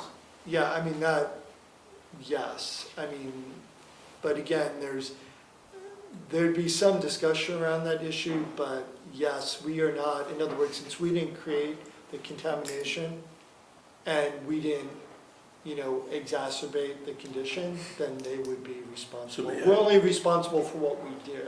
Under the order that exists now, they are identified as the responsible party. Correct. All right. But when you say there'd be some discussion around it, what does that mean? Well, because that there, as I said in the report, there, and let me just make sure that I'm saying it the same way it was said, that, if we as a fire district, as an owner, do something to exacerbate or kind of make the condition worse, then there is a potential argument that we're responsible for that exacerbation or that increase. But as I stated there, you can manage that. But for full disclosure, I don't want to say, do anything, don't worry about it. Because, no, I'm being But what can we do, frank. there's a pile of this contaminated material, short of us adding material, what could we do to exacerbate? Right. I honestly don't think it's the best venue to go into a discussion of ways that the district may incur liability, but I will just say that an argument can be made by the responsible party based on some circumstances. I won't go through hypotheticals tonight, but there can be an argument made of exacerbation that can take a number of different forms. I'd rather not, in the interest of representing the district, go through what that might be. I think you just need to know, as the owner of the property, that that's a potential, but you can manage and control that. I mean, But I think you gotta give some example, because we don't know what you're talking about. You mean getting a backhoe out there, that would exacerbate? What would exacerbate I this? think there's a potential for any kind of situation, for I any mean- property owner. Well, and part of what That's the Tim's whole told me point. is, because we discussed, should this be a closed session item or an open? I said open because the majority of it's gonna be, questions like you just asked. However, there is a point where Tim gets uncomfortable saying that it should be in a closed session if he's gonna advise you a certain way, so. I mean, you're asking for factual situations. I mean, it's exacerbating a situation. Let me give you an example that's not maybe particular to this site, which is groundwater situations, okay? So you have groundwater contamination situations, okay? And then you have areas of groundwater that may or may not be subject to contamination. And there's something that's done on the property that introduces something into the groundwater. That's an example.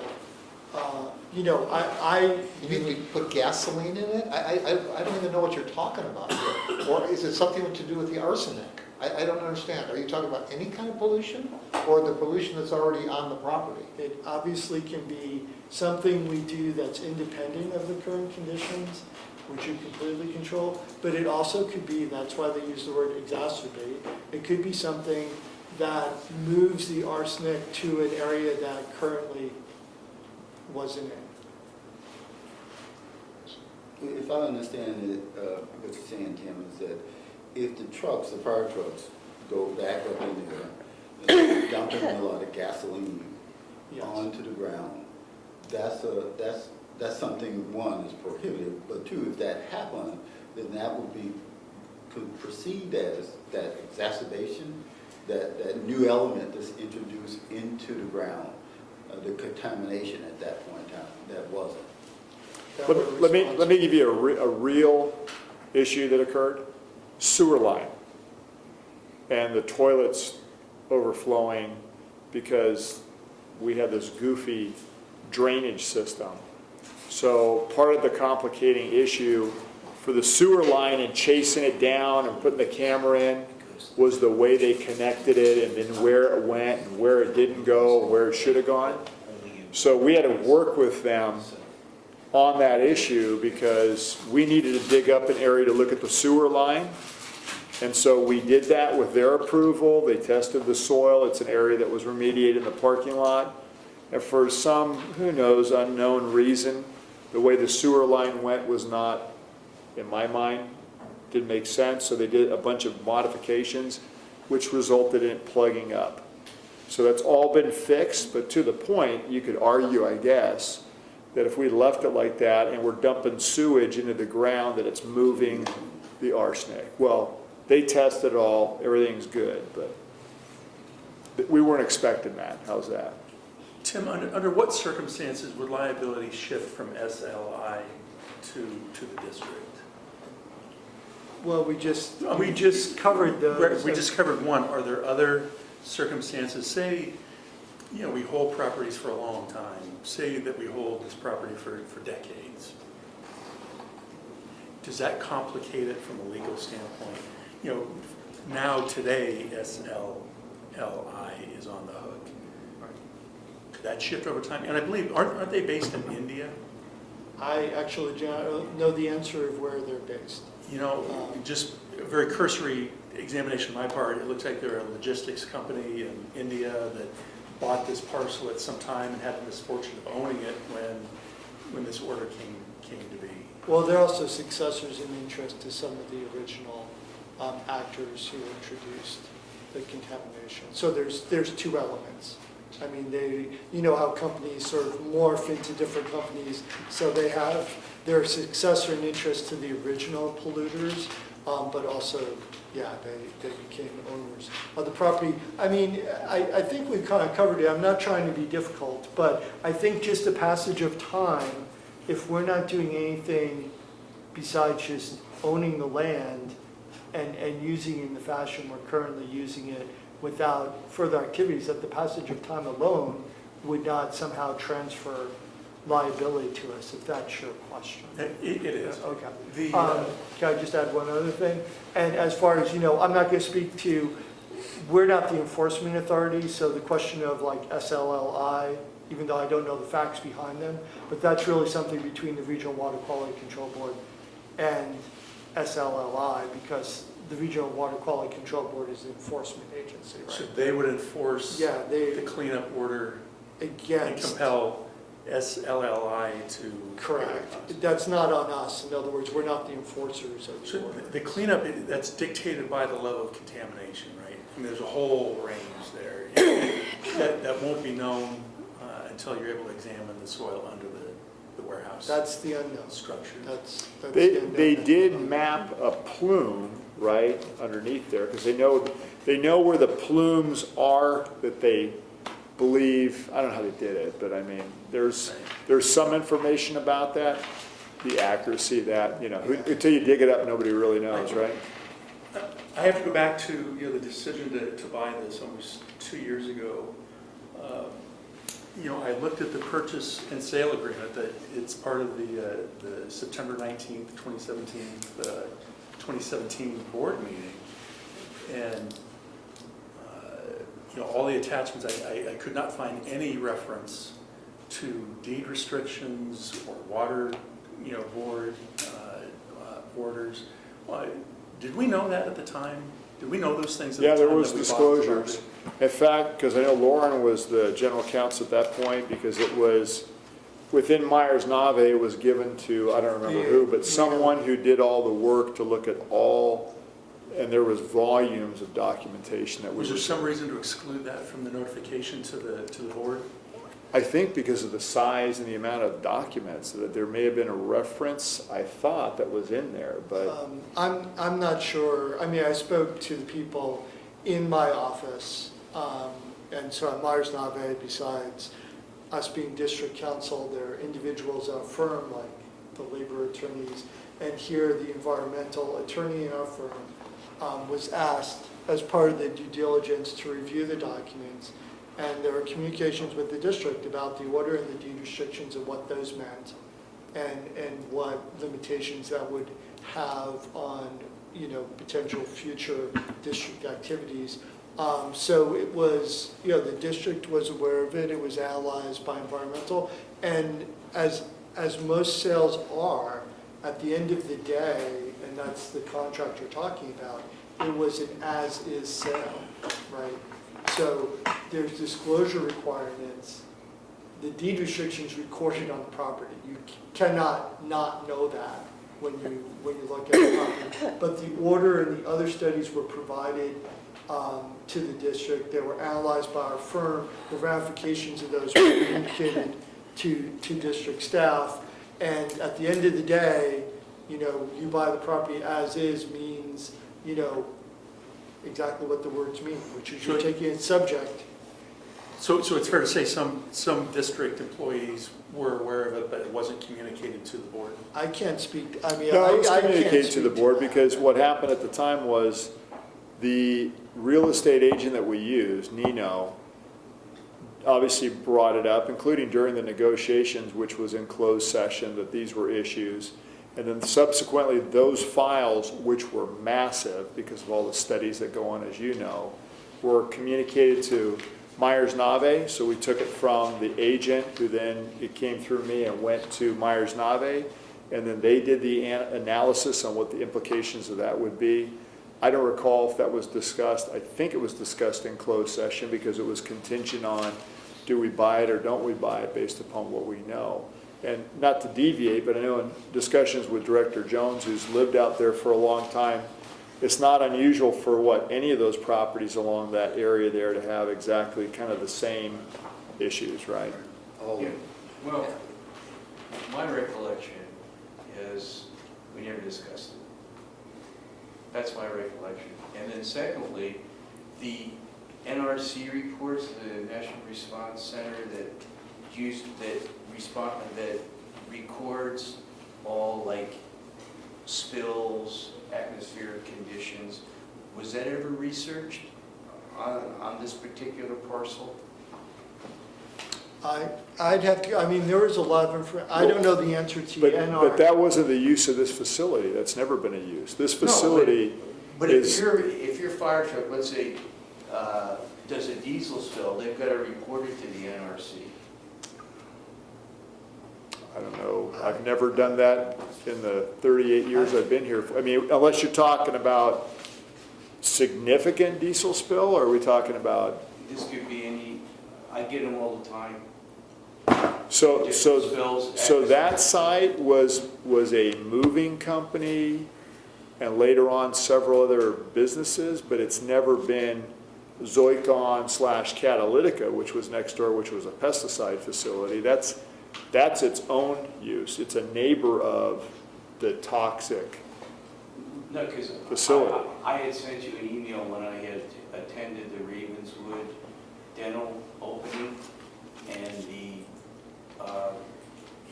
director there had said that there was another parcel for sale that was in the vicinity, and I remember that we had already been closed on it or whatever, but Right. I can check the documents. I mean, there were documents that. Yeah, we got correspondence and all of it. I don't know if the NRC report was part of that, but there is detailed information about the conditions on the site. I'd be interested to see if that was a concealment that was done when that was sold to us. Now, You Rob, mean that was, a failure to disclose? Yeah.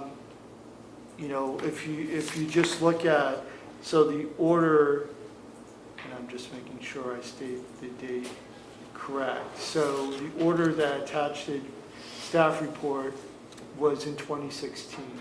And that was the most recent and final order from the Regional Water Quality Control Board, which rescinded the prior orders and sort of consolidated them all together.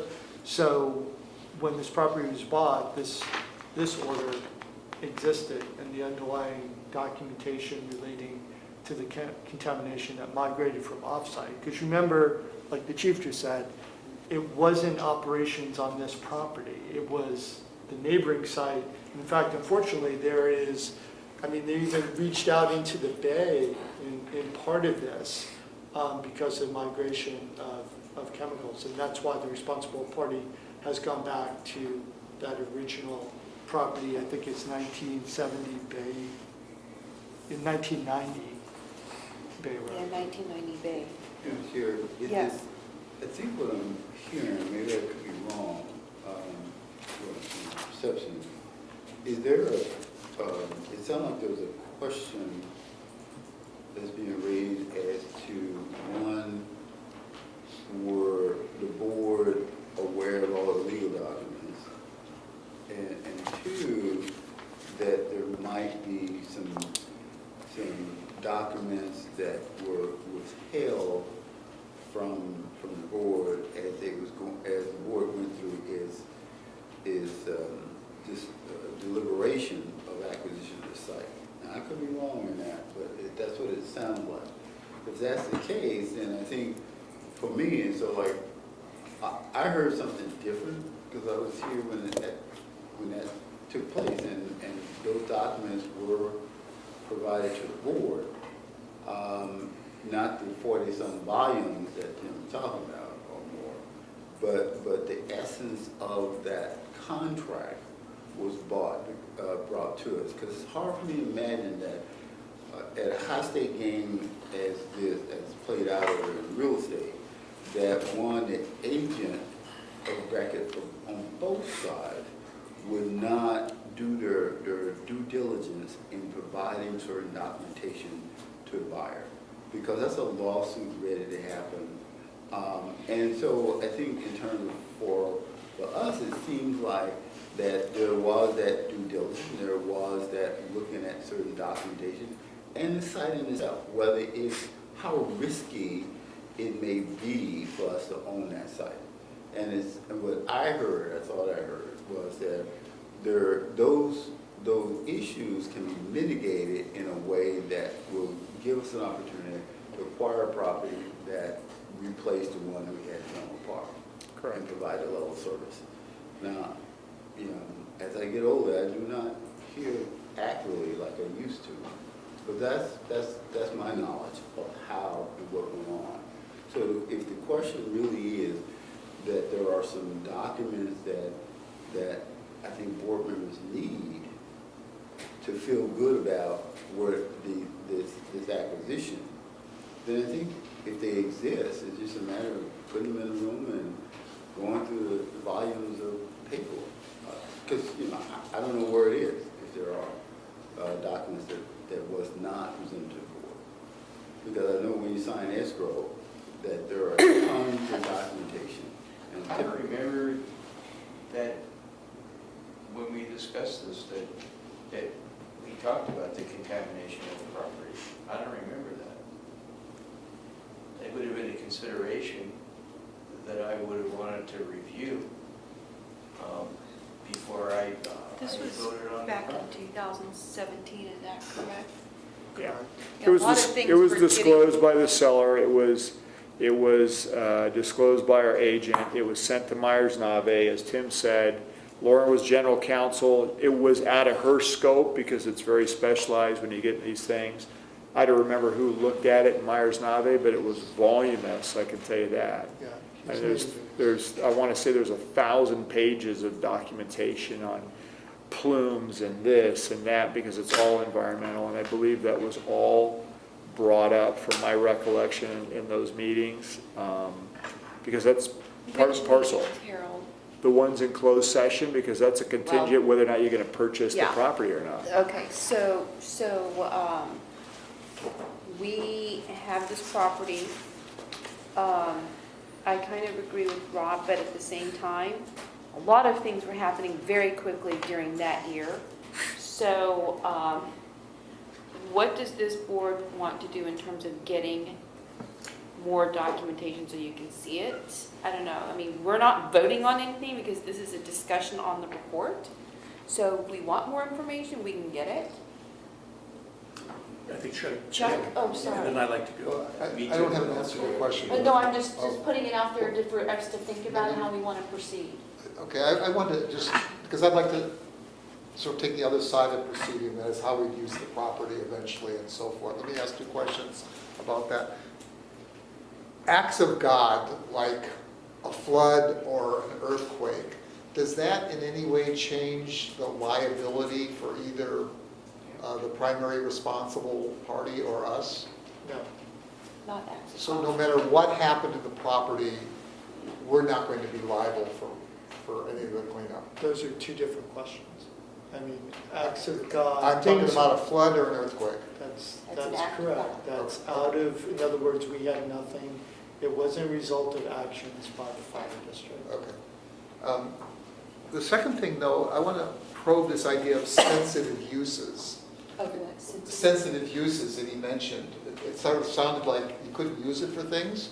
I mean, right next to us, they're building an art program, art center for kids. For kids, Right. yeah. And they're digging up the dirt and they're doing all this stuff, and I'm thinking, if they can do that with impunity, what are we worried about here? I mean, Right. it seems to me we could build a basement, it wouldn't affect anything. Well, like I said, the deed restrictions recorded on the property, it can be amended. In other words, what they call land use restrictions. Land use restrictions are relatively common in industrial areas with this type of contamination. And they can be amended by the Regional Water Quality Control Board, because that's who requires that it to be on the property. So if there is a change to a use, and I can't speak to your neighboring property, but certainly can be an application to the Regional Water Quality Control Board to change the restriction due to, let's say, post-remediation conditions? I don't know. But I can tell you as a fact that there are a number of industrial properties that have, subject to deed restrictions, that have been amended over time to allow sensitive uses. But it takes regulatory approval. Well, here's what I was going to ask. I mean, we're not really looking for a sensitive use per se, but it seems to me we could either hire this consultant or get an opinion on what's the worst we could, we're not going to build a basement because of the water table, but if we were to scrape the entire building and start all over, build a whole new foundation, and whether they found arsenic or didn't find arsenic, it doesn't really matter to us because somebody else is going to pay for it. So we scrape it. Why don't we just try to find out what we would have to deal with, or what kind of delays it would entail, or what the consequences are? It sounds to me like there aren't any consequences. I mean, it sounds horrible in a way, but it doesn't sound. But the fact is, people are building out there. They built that big health center right across the street that has a huge foundation. There's a whole new thing on the Romick property where they're developing that. It just seems like Different problem, though. Well, I mean, That's chemical versus arsenic. well, I read hydrocarbons. I know Yeah. are different. They can be Right. treated on site and so forth. But I'm just trying to find out what's the risk to it. It doesn't really matter because we don't have to pay for it. Now, it might delay our plans, Right. but we ought to find out now. So I what can our tell you risk would be. the one thing I know that they did next door to build the art center is when they did scrape the soil, they had to have an air monitoring person on site. And they monitored whether there was any contaminants, because it's arsenic. right. I mean, look, In the it's air. not a chemical, so you have to dig it up, and then you'd have to get it airborne, and it'd have to blow in the wind, and you'd have to ingest it for it to be a problem. Or you could lick it. That would be the only other way that you would get And it. there was no problem, right? There was no problem. I mean, we did a property where we had to have an anthropologist on site the whole time to look for Indian bones, seriously. My neighbor built a house that happened to them. And it just seems, again, these things sound scary, but in practice, it doesn't seem like it's such a big deal. So I can ask the next door neighbor specifically what they had to do when they Okay. pulled soil. Well, the reason I'm saying it is, I don't think we should be afraid, if it served our purposes to scrape the whole thing and start over, I don't think we should be afraid of looking into it, because the soil is too sensitive. I mean, it seems to me that we're not really limited. You know, where I'm at on this, after spending considerable time with it, is I've heard proposals to do the seismic work on these structures. And one of the buildings needs a new roof. The cost of that's going to be huge. So are we approaching the cost of a new facility, a build-to-suit facility that's designed for our special unique needs for the task force and logistics center or a vehicle repair center? If we are, then we encounter the soil contamination issue. I prefer the approach of I would rather have a build-to-suit facility that is built for our specific needs, and if there is a responsible party to do the soil cleanup, then I favor demolishing the buildings, relocate the search and rescue team in a leased facility until that can be accomplished. We build a new facility and move back in. I'm concerned that over time, liability could shift, especially if we own this for decades. I'm concerned that the concrete tilt-up buildings out there are 60 years old and probably beyond their design use. I have concerns about the liquefaction zone. I have concerns about the flood zone, that the buildings that are there now are not well suited to withstand that kind of a threat. I think if there's an opportunity to rebuild them and mitigate those concerns, then I think we should, rather than locate emergency you know, an emergency cache of equipment and supplies in an area that may not survive the big quake. I don't think this problem gets better with time. The whole soil contamination issue gets better with time for the district. I think the sooner we act, the better. I think it would be, I don't know that it would be prudent to spend money to improve these 60-year-old concrete tilt-up warehouse buildings. And that brings us, you know, head on to the soil contamination issue that you're not going to address one without addressing the other. Harold, oh, go ahead. It seems to me this is the perfect thing to have this consultant that we're about to hire address as part of the facilities needs and what's available and what would be appropriate. Well, I think they will be, right? I mean, they'll be doing a survey of, you know, of our facilities and telling us, or giving us some guidance on how much storage space we need and other types of facilities. I think it dovetails with that very well. Harold, what do you need from us? Well, I mean, just so you know, I mean, back when we started this whole thing, we hired a soils engineer and a structure analysis, right? So the structural engineer working on it. So really what's coming to you pretty soon is the whole top end review, which is the roof, skylights, all the other thing, or yeah, the skylights, the tie-ins for seismic, which is the top end, and then there's also the bottom end, which is the ground issue, and how much, what needs to be done, and how much that could all cost. So we're almost done with it. It's taken a long time to do it, but I think then you'll have at least somewhat of an answer of what the costs could be. So do you want to, when do you think that'll be done? And Well, maybe we have. I was that- hoping it was going to be done 3 months ago, but I think, you know, let me find out from John because I know they're almost finished with it. Okay. Chuck, did you have any comments? But don't we expect the results from the what do you call it, the facility? Space needs? In 6 months? Well, let's wait until we get all the bids back. Yeah. Because I don't know, yeah, I'm hoping people are going to bid it, and I'm hoping it's not going to be some crazy number, but that's the next step on that, so. So there's really nothing to do. Well, the seismic retrofit, would you consider that to be necessary on? You know, it probably would be good to bring the engineer in here, I think, and explain what, you know, what they found and what they can and can't do.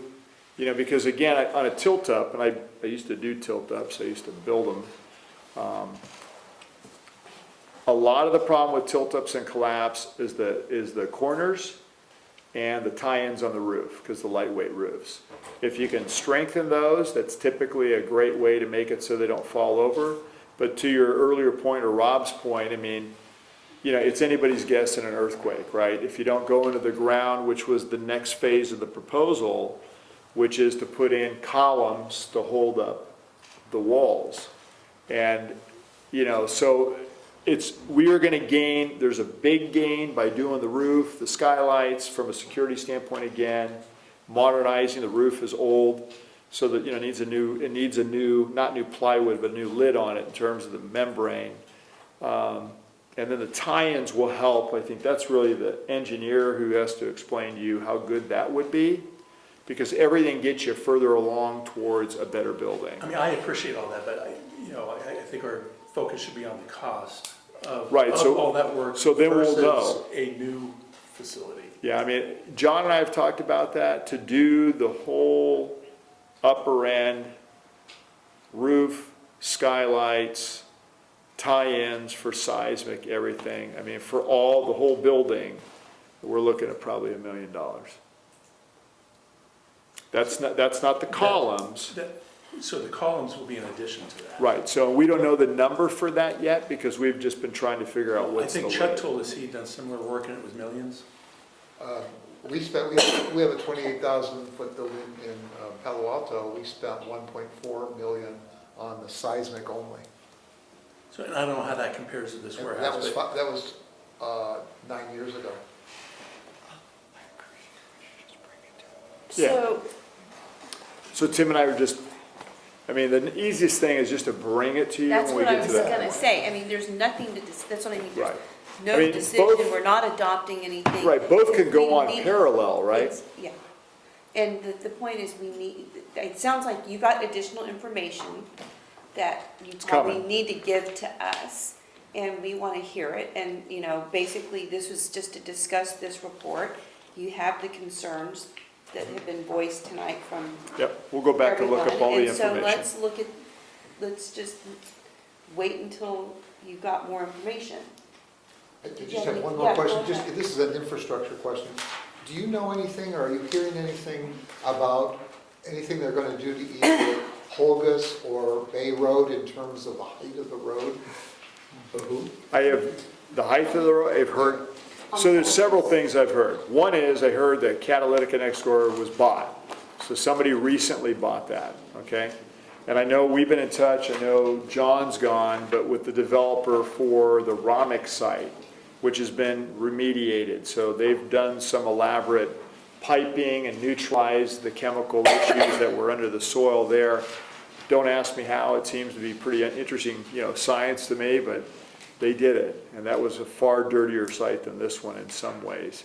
They're in the process of gonna build multi-story residential, or excuse me, multi-story office out there. And so there's been some discussion of the road being raised slightly, but then equally I've paid a little bit of attention to what's going on with the, you know, the creek and the folks that are dealing with the flood zone, and all of that area is in that latest proposal to have the levees strengthened, heightened, and so it's not going to be necessarily as flood prone as it used to be.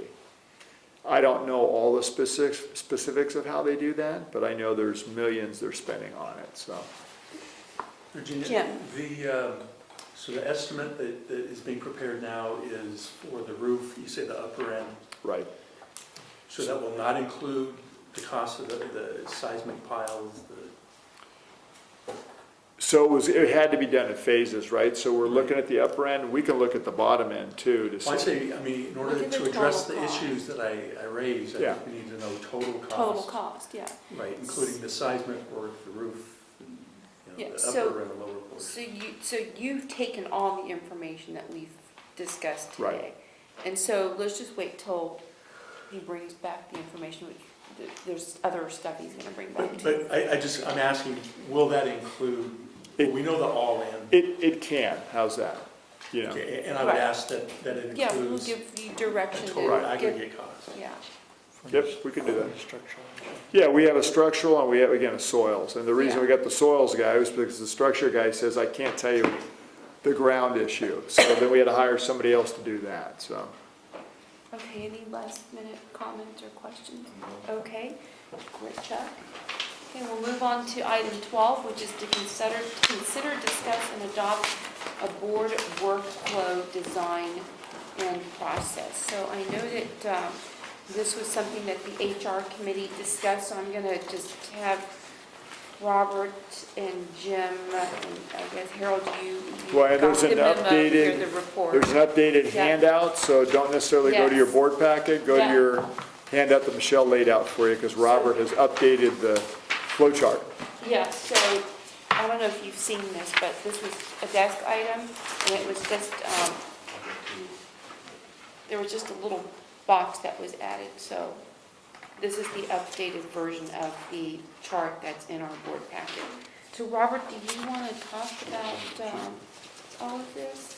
Well, looking at what our charge was as the HR resource committee for the board, we started this process 2 months ago in terms of identifying those errors within the HR, the manual, the board's manual, that may be in conflict with getting work done by the committee. So this flow chart is my representation of what I thought in terms of listening and discussing at the HR committee, what a flow would actually look like, because responsibilities, roles and responsibilities is very critical for each committee that we have. and how we achieve certain objectives. Like, for example, here now, we have a situation we gotta get to some conclusion on. And at what point, this level of discussion should have happened 2 years ago, but it's happening 2 years later. So how can we improve the efficiency of and manage workloads that comes from the board to the committee and back to the committee to get final? So Back to the board. back to the board. So what I label this as a Human Resource Committee recommendation for an adoption. And it's mainly a flow, a process of how we do business. And it's basically the board and staff interact somehow.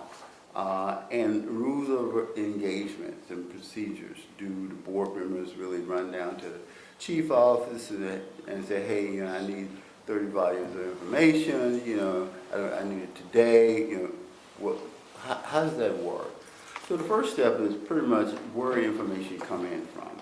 So new additions to staff work plan. If staff have, if we have our goals that we have put together, basically our goals translate to the chief work plan.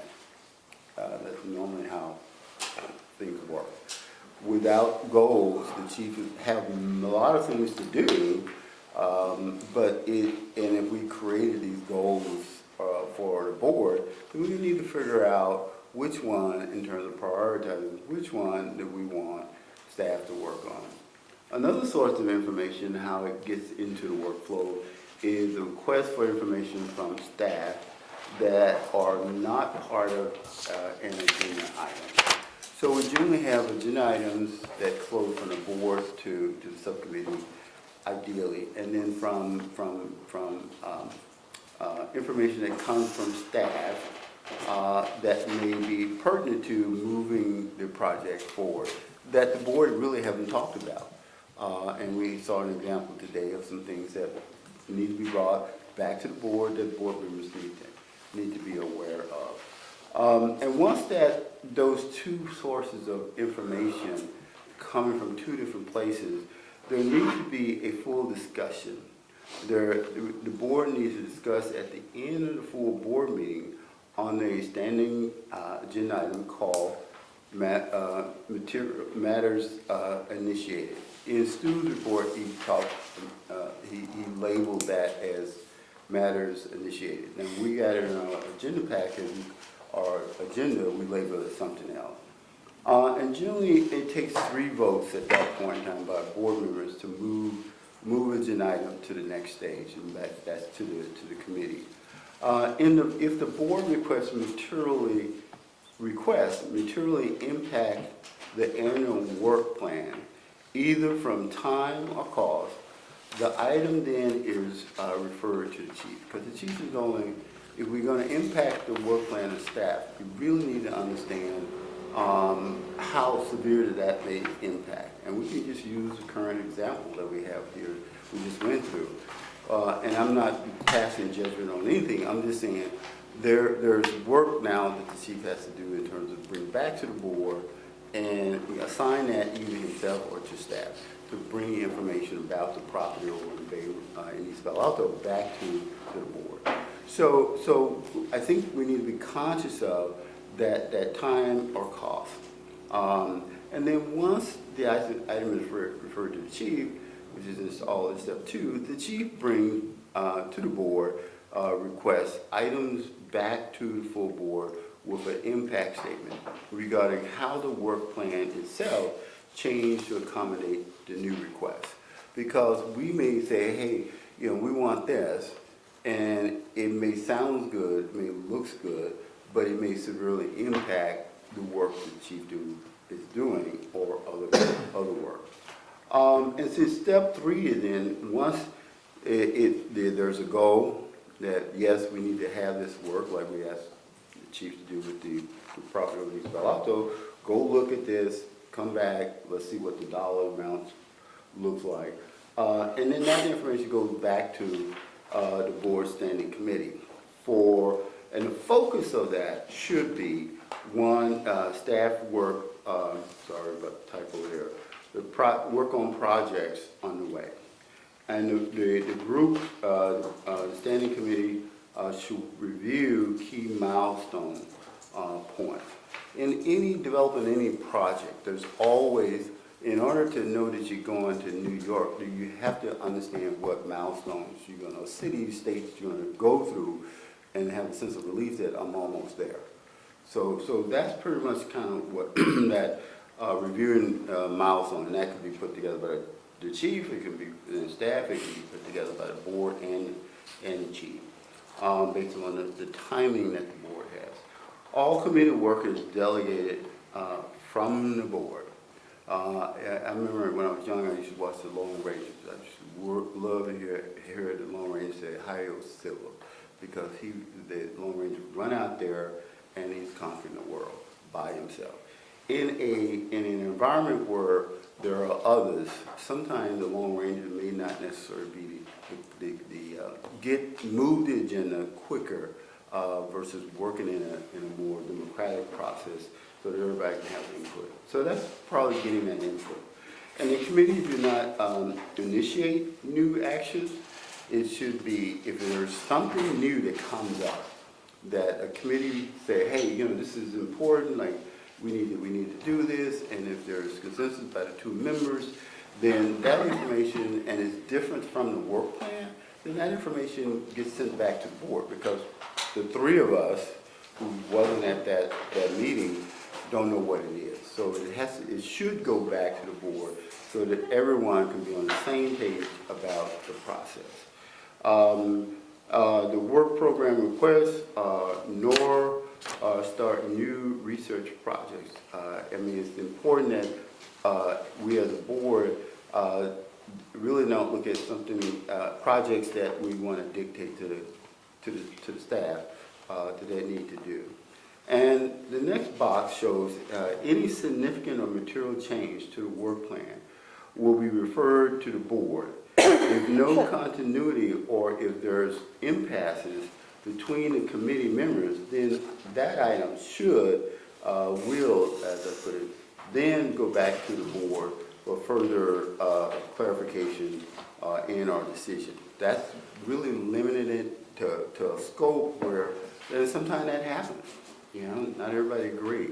So there has to, at that point, it should go back to the board. And the final step in this process, if the board so choose to look at it or adopt it or modify it, that when the project seems to be completed, the committee submits final report to the full board for action. And that action is the project is now complete as far as that committee is concerned. So it's a thought that we talked about at the HR committee. And this particular flow chart, this particular process is tied back in, which we'll come to later, look at, tied back into areas within the manual, within the board manual, that may need to be looked at in a way that helps support this process in some way. So, Yeah. You know, I have nothing to add. That was a great description. You know, I endorse the process. I think it's a good one. It has my full support. Okay, since this is for an adoption for, I guess this would be in the board manual or the policies and procedures? whatever the board wanted to see happen, I think it should be moralized some way so that anybody, because we may not be here 20 years from now. Maybe some of you might. Well, I was going to open it up for discussion, but I didn't know if you had a plan as to where this should rest. You know, I would think the Policy policy and procedure manual, manual, yeah. We still have to do the update, don't Yeah. forget, so we'll Yeah, include that. yeah. But I mean, but we're being asked to consider, discuss, and adopt. So that's why I brought it up. Chuck, did you have any comments? Well, I know you I had a said bunch that. of them, not a bunch, I have about 3 or 4. Okay, But, Bunch. go ahead. well, first of all, there's this reference to that we can amend an annual work plan. I don't believe such a thing exists. And I don't know how we would amend it if it doesn't exist. When you say we, are you talking about the committees, the standing committee, or the board? It says board majority can amend or not the annual work plan. Yeah. But that, I'm saying, I don't think such a thing exists, so then I'm wondering, where does that come from? Who puts the annual work plan together? Well, I think that's the next segment that we're going to need to talk about, because some people don't believe that we talked about goals back in last year. I think that when Stu was here, we was up on this board, and we outlined the themes, and then from the themes, there was some documentation given by some board members kind of say, hey, I think this should be a goal. I think that should be a goal. We have not translated that in, finished that process of identifying what those goals are the board really want to work on. And yes, there Is that the work, is that what you mean by work plan? Is the board's goals? that's the work plan. That's part of the body of work that this board. I thought should you be were about. referring to something the chief has for his staff. I really didn't understand what you were talking about. Yeah. You're talking about the board's work plan. I thought this was for the chief's work plan, No, or the staff's work plan. This is a board and staff interaction. How we interact with each other to achieve the goals of the board. Because whatever we put together as goals as a board that we would like to focus on, that translates into work for the chief and his staff. But I'm agreeing there, but what I'm saying to you is we've had goals in the past. The chief may have had a work plan, I'm not saying he didn't, but it's not something that ever came back to us for either approval or amendment. So I'm sort of wondering how is it that we amend it? I just don't know what that means. Well, you can't amend anything you don't have. You haven't approved. First, you got to approve it. And then you can start from that point in terms of if there are any amendments that need to take place. Because there's always, like Jim brought up good information about the lotto in East Palo Alto in terms of environmental. That's a material change, could have been, based on the work that was initially done. Those are material change. And so what happened in the process, by understanding, that the board said, okay, voted to say, hey, go for it, let's get more information and proceed.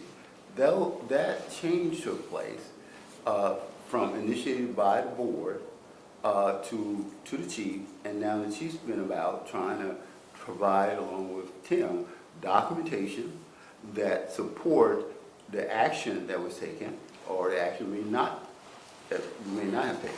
So that then becomes work. That's a body of work that, and so anytime work plans can get amended, the goal is to allow that process between staff, chief, and the board to have a process to it so that it can then be amended or not amended in some orderly process, in some orderly fashion. Okay, again, I didn't understand what work plan meant. The other one that I don't know, we talk about key milestones. Yeah. Is that something that the board establishes, or is that something the chief has? Well, initially, when Stu was here, the process, from what I understood, that we would have, the chief and Stu would have our goals that would be put up on this board. They would go back, look at it, and then bring it back to this board. Because there's always a priority. You have to set the priorities on what makes sense. And that can be a function of the chief, or it can be a function of the board representation, because we got some in the packet now in terms of trying to move that process, to come up with the priorities in terms of just a working document and bringing it back to the board. And so the board can kind of look at it and say, yeah, let's change it, let's move this to a priority, let's move that to a priority. Because you can't work on everything, and the resources are limited. So, yeah. But the other word that I don't know what it means exactly, it says, committee does not initiate new action. Now, you were also saying, though, that the committee could initiate a new action. If a committee discussed something and realized that maybe something ought to happen, that they would then bring it back to the full board. So they're kind of initiating it. And so I'm not clear what we mean by new action here. I think, since I was the author of this, it's sort of like if you have gotten approval, the board had gotten, or the chief had gotten approval on a certain work plan, or work activity, work goal. There are oftentimes, in going down a track, there are things that you encounter that may not have been in the original thought process. And the question then becomes, do you continue on in regards to new information, or do you try to find out more about the error, the problem that you have? So rather than saying the committee members, we want this from the chief as a committee member, we want this. Now, Rob may not have been in that committee. Rob may have a different opinion about that. That's where a decision by the board should come into play. Now you bring in information that may be a red flag, or maybe some more information, some new items back to the board, so we can all participate in that. So we all may say, oh yeah, that's good, let's change it as a board. Rather than run into the chief and say, hey, you know, you need to do this because it's not right, in our opinion, and two members. Well, let me say, I'll tell you what, let me just say my concern and I'll stop. I'm really only concerned about one thing, and that is censorship. I'm concerned that we could not, in a committee, have a discussion about something that may lead to absolutely nothing. In other words, I would like to feel free that I could say, you know, I'm kind of concerned about X. Happens to be in the, can we talk about that? You say, oh, it's not in the work plan, you can't talk about it. Chuck, I think if I may, Robert, I think the thought, from my understanding, the thought behind it was we didn't want a committee to go off on a tangent that hadn't been endorsed by the board. I think the committee is free to discuss or review whatever it wants within the committee. It just can't commit staff resources or begin action if it's leading to some new task or goal or whatnot. Then it needs to come back to the board for endorsement, and so that the board. Did I capture that right? Right, you got it. Right? You hit the nail on the. Let me say, I entirely agree with that. I mean, Yeah. asking the staff to prepare a report or do research or. Right. And even if it's little minor tweaks, I don't think that's of concern as much as if you're asked to study fire trucks and all of a sudden you're looking at airboats. I mean, if it's that kind of a change, then the thought was it should come back to the board for endorsement. That's a major material change, and I think, we can argue about what's a material change, but I think we have to be prudent stewards of the staff time, and prudent of the community time in terms of, and our leadership in that respect. So, I mean, I would not ask the chief to go out there and dig a hole 20 feet wide and 20 feet deep, because I just feel like it's necessary, kind of thing. So there needs to be some type of vigilance in terms of understanding. And what that balance point is, I don't know. But I think if we operate under certain rules of engagement, we'll get there.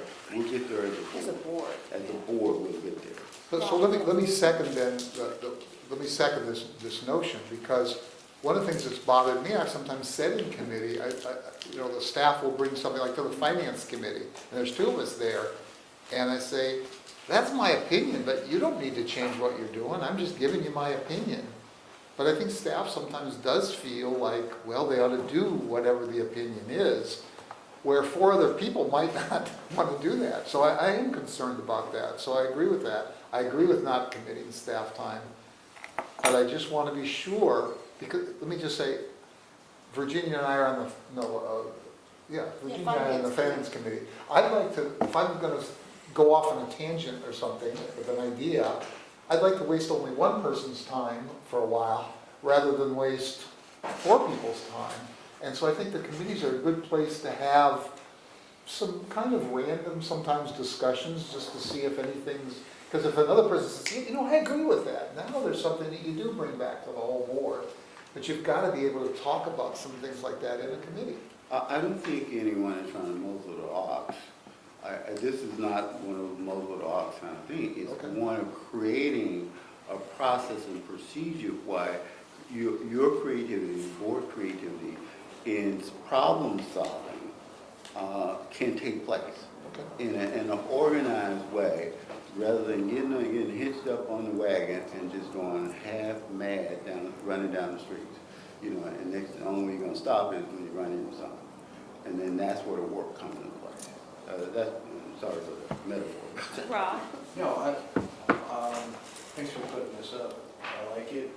I'm glad you put the little box in, because my Yeah. comments were for the review and evaluation, and if it could come back for an additional review. So you put that in the box, and I thank you for doing that. You can thank Robert, he did the yeoman's work on it. Well, without the support of, No, it's a roadmap. yeah, it's just a roadmap for, and that's why it's here to be looked at, torn apart, so we can put it back together, so we can make it work. Chuck? Any last comment? No, I think, again, it wasn't clear to me that we were talking about staff resources here, but I just want to be free at a committee level to have an open-ended discussion about something. I couldn't We agree have to more. be very careful too. If it's subject, I mean, you know, the public is not always going to necessarily be there. So if we're going to go off on a tangent like we've talked about before, I don't want this to be a situation where, oh, it's something totally different that's not on the agenda that could have been on the agenda, and you know, I'm not disagreeing with you. There are some little things sometimes we like joke about, oh, or maybe, you know, it'll be an interesting idea. But I think there are some limitations for something like that too, without a public process like at the full board. But that's just me, because I've experienced unbridled discussions on things where most people haven't been brought along. So I appreciate this, Robert and Jim, so thank you for that. Any other further discussion? If not, I mean, there is an action that we can take, which is to adopt this amended version of the workflow design process, which was on our table versus the one in the packet, which has, as Rob pointed out, that additional box. Yeah. And I want to make sure also have the word, the letter in there, iPad, staff O project. Yeah, so, yeah, to prove. Yeah, I get like Yeah, Michelle. we'll deal with too. the typo, yeah. There's one above it too in the box about the word decision. Yeah. Yeah. Michelle, would you mind just proving this after we? Of course, yeah. I mean, really, okay. So is there a motion to adopt this, the HR committee, well, to take up the recommendation of the HR committee and adopt the workflow design and process plan that was at our desk tonight? So moved. Is there a second? Second? Okay, all in favor? I just Oh, have yeah, one last thing. please. Just an inconsistency here, and I don't know. If you look in step one, the explanation, it says it takes 3 votes for the item to be referred. You see that on that? Just And then if you look over all the way on the right side, to the right of that, it talks about the board majority. Yeah, I think we ought to be consistent, and I would argue that majority makes more sense than 3 votes. Okay. Yeah, I agree. So it takes the majority in that first, Or For just both- put for board, both of them. or Okay. just put board majority votes for the item, okay. right? For the first one, and we don't have to change the second one, Abstentions, Right. 3 abstentions. right? Sorry to interrupt, it was just. No, I agree, I mean, you brought that up in here. Okay, so with that little change, which is basically a word change. Okay, so there is a motion and a second. Rob, do you have any comments? Okay, all in favor? Aye. Aye. Okay, the motion passes unanimously. Thank you. Item 13 was, So you're which is to putting consider and board discuss establishing a board ad hoc committee to address fire board goals, priorities, and a work plan for 2019. I know this is also something that the HR committee discussed, so Robert and Jim, and Harold, if you want to add anything. But do you want to kick it off, Robert or Jim? Either one, Jim? Go ahead, Let me Jim. defer to you. Okay. Well, you know, as everybody know, that, and I think everybody, last year, we put up items, we developed the themes, and we developed goals. And the chief gave his input as well about his additional goals. Since then, I think we may have had a meeting in January around that. Since then, we have not touched, well, maybe, I haven't seen anyone touch the goals and try to put them together. Because the process was, the board would put it together, list our goals, and the chief has his, and then the chief would then bring those back, and then we would look at them as a board, prioritize them, and then the chief would have a timeline on when those goals would get started. So since that process may have been cumbersome for the board as overall, the thought was that maybe we should break it down into a smaller group. Maybe an ad hoc committee, pull together, initiated by the chair, pull together two people, talk about, at least get it to the point of taking all that has been talked about and then just prioritize it. And then along with the chief, and then looking at some timeline to get it done. Because one of the things Stu mentioned, that what we develop today may not necessarily we're going to be able to accomplish by the end of the year. So then that become a rolling for next year. It may be 3 years down the road before we're able to accomplish all of that this group, this body, 2019, has put together. So each year should be revisited. There may be some other things, fresh things may come up that may need to be looked at. But at least we got it, and we should get that process, have that ad hoc committee to pull together. I think it's easy for a smaller group to do that, and bring it back to the board for sanction, critique, so that we can put that to rest so that we can move on. Chief, I don't know if you have anything. Yeah, I think you just said it. I mean, it says in there, goals, priorities, work plan. I know Chuck, you had mentioned, that's a little bit different, but Menlo Park uses that. I think that's probably more appropriate for a multi-year. Maybe you don't reinvent the wheel. You end up with, the board meets, sets its priorities, and then reshuffles, things that didn't get done, prioritizes maybe new things or whatever you want to get on that, more of a living document than kind of the way we've been doing it. Because the way we've been doing it, it's almost like a reset every time, right? Which is disruptive. And then this year we tried something different, but as I said to the directors, it's June.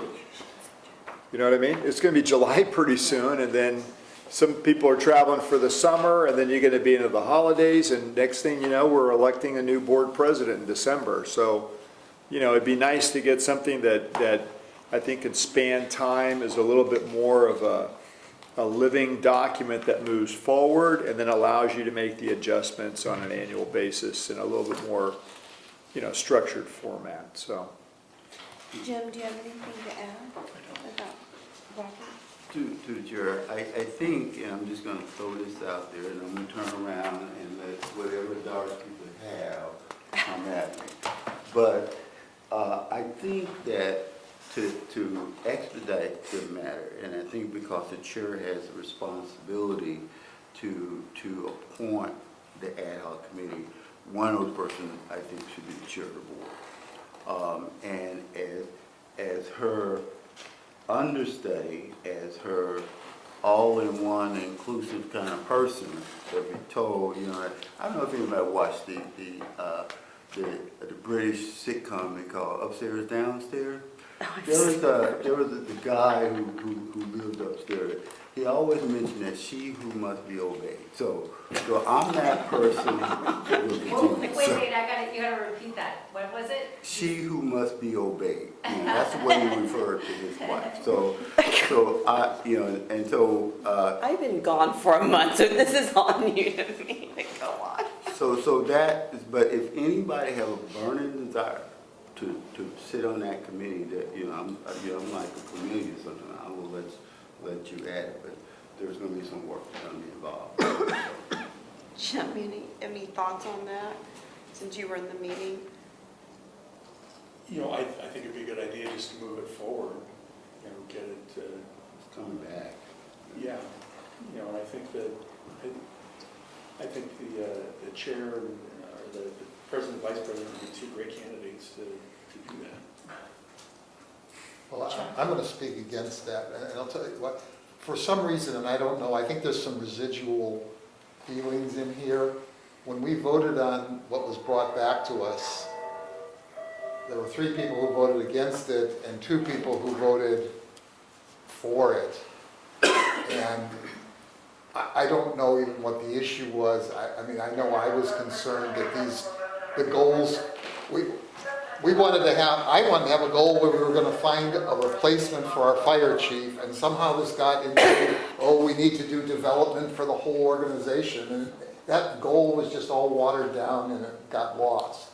I guess I'm suggesting that I think there was some anger, I think that there was some stuff that happened as a result of not voting for those goals, and I just don't think, I think it would be better if we had one person from the group that voted against the goals and one person from the group that voted for them.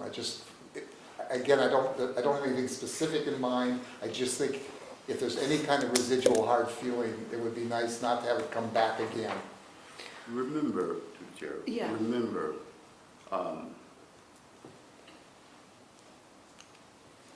everything that, I don't know who the people were that was angry, but if there were some angry folks, hopefully after 6 months, it kind of got over it a little bit. But the goal is to take a stab at, putting it together. And it's all coming back to the board. And at that point, any horse trading that need to go on will go on at that point in time. It's just a matter of 2 people deciding. And like I say, I would be happy to step back from it if someone has a burning desire, but the person is going to have to come up and say they have a burning desire to sit on there. So for me, I have a burning desire, okay. but I would be happy if somebody else had a burning desire also. Well, my thought is that if we're going to do this, maybe this should go to the strategic planning committee as plan. I don't know. I haven't even thought about this, but I hear what Chuck is saying too. I would be fine with that too. I think we've expended a lot of time, and I think we'd be introducing an unnecessary element that would just further delay it. So what are you saying? I'm endorsing the idea of an ad hoc committee. No, I know, but I'm trying to put together the ad hoc committee. Well, Chuck said already he got a burning desire. So But I would be Yeah, but happy with what the strategic planning committee too. That's what, do you see what I'm saying? Yeah, So but we had. Rather than an ad hoc committee. I think Or the ad hoc committee need to would have a be the fresh- strategic planning committee, be the members. You're mixing apples and oranges together. It should be ad hoc committee with ad hoc. Strategic planning is strategic planning. Now, all that group is, the ad hoc group, it's just reading with the chief, pulling together this laundry list, and taking a stab at prioritizing.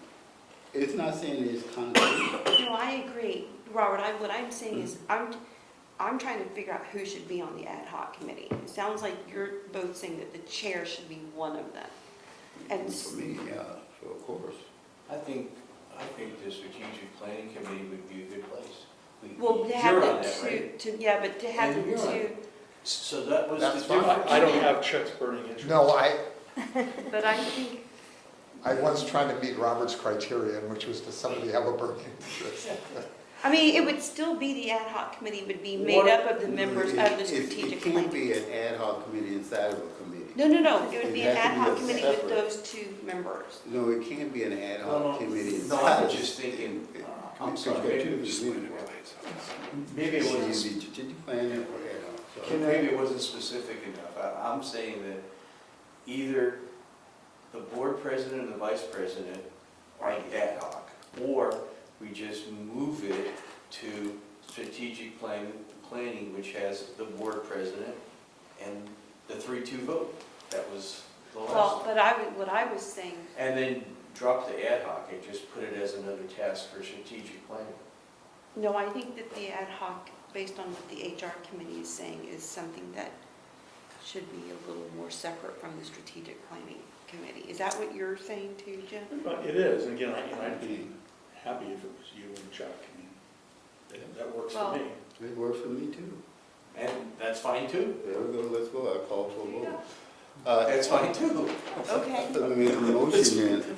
I motion that the board considering, we did discuss, establish a board ad hoc committee to address the fire board goals, priorities, and work plan for 2019, and that the ad hoc committee consists of the chair and Chuck, Mr. Person, Chuck Person. Is there a second? Second? Okay, all in favor? Aye. Aye. So that motion passes unanimously. Thank you. And now, Through the chair, I think you all know this, but an ad hoc committee is not subject to like the agenda yes, and notice requirement, just as a reminder. yes, Yeah, it's not like a standing Right, committee. exactly. Yes. So you can meet without those formalities. Cool. Yeah, okay, great. So now we're on to reports and requests. Wait, just one more agenda item, No, 16. no, that's an informational item. Oh, I'm sorry. So we're on item 14. So Jim, reports, requests, See it up. committee reports, liaison reports. I attended the Ledge Day in Sacramento with Rob Solano. It was very informative. We tried to get in to see the governor, but he was unavailable. We went But you to, saw the bear out there, right? In front of his office. No, we went inside. No, we left a little note saying we were there. Have we got anything? I haven't got anything back yet. I'll check Well, my he's mail. busy. He's a busy man. Went to Jerry Hill's office and conferred with some of his staff and Mark Berman's office as well. Very informative presentation from the state director of finance. The OES director made a presentation. Very informative. It was productive to meet some of the other representatives from other special districts. So it was time well spent. We have any liaison stuff, right? But I did not attend the opportunity. you did not? I did not. You know, last week attended the graduation ceremony for the new firefighters. Kudos, chief. That was a very nice. These guys did it all. They figured it all out. Yeah, it was a great way to welcome them into the organization. It was great to be around all these proud parents and family members, and their pride was palpable. It was really a great experience. That's all that comes to mind for me. Rob? I did a few things, other than the legislative day with Jim. On May 19th, I did the Fair Oaks Mutual Celebration. I saw Warren Slocum and East Palo Alto Council member Ruben Ambria. Rico. Thank you. And June 1st, I did the Fair Oaks Community Cleanup. June 2nd, Suburban Park had their yearly picnic, and I had a whole bunch of questions, Chief, about them putting a firehouse over in Flood Park. I don't know if that, I kind of told them that was kind of dead, so that wasn't going to happen. What I said in the meeting, in 10, 15, 20 years, they may, but Do they want it now, or are they? they were just asking about it. I thought it would be interesting. It keeps Yeah, we've flip-flopped and You back. got to and get it out of forth, right? North Fair Oaks at some point there, so. Yeah, and then, of course, Robert and I had the emergency prep meeting. So Robert's the chair, I'll have him give a little brief on that. And on the 12th, he attended the Menlo Park block party. That was good. Thank you. Robert? I attended 2 meetings, one in East Palo Alto and one at the Laurel School in Menlo Park regarding the neighborhood flood protection project. It was interesting to see the participation by the 2 different communities and the questions and concerns that people had. Overall, it seems like one of the biggest key struggling points will be figuring out a way to partner with Stanford in the upper, wherever got word of past 880 or 280, that the holding area for the watershed is that Stanford is not moving on and too excited about at this point. So hopefully it works out, but there's going to be some massive improvements up to the Chaucer Bridge, from East Palo Alto to the Chaucer Bridge in terms of new structure, both from a retaining wall as well as new vegetation that we're going to put in once it's complete. The Human Resource Committee, we pretty much talked about the areas within the Human Resource Committee today. One of them had to do with the ad hoc committee, and another had to do with the process, the board engagement. We also are some upcoming things, activities that the committee still has a lot of work that it needs to do.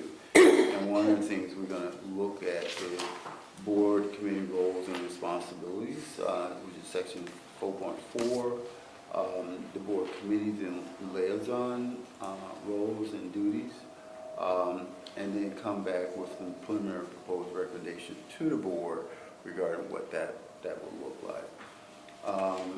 Another activity we're working on is the book within a board operation manual, which is section 5.1, which talked about the board responsibilities and duties of the fire tree and how that relationship should work. And we already went through approving the master schedule for all the district employees, so and we talked about that as well.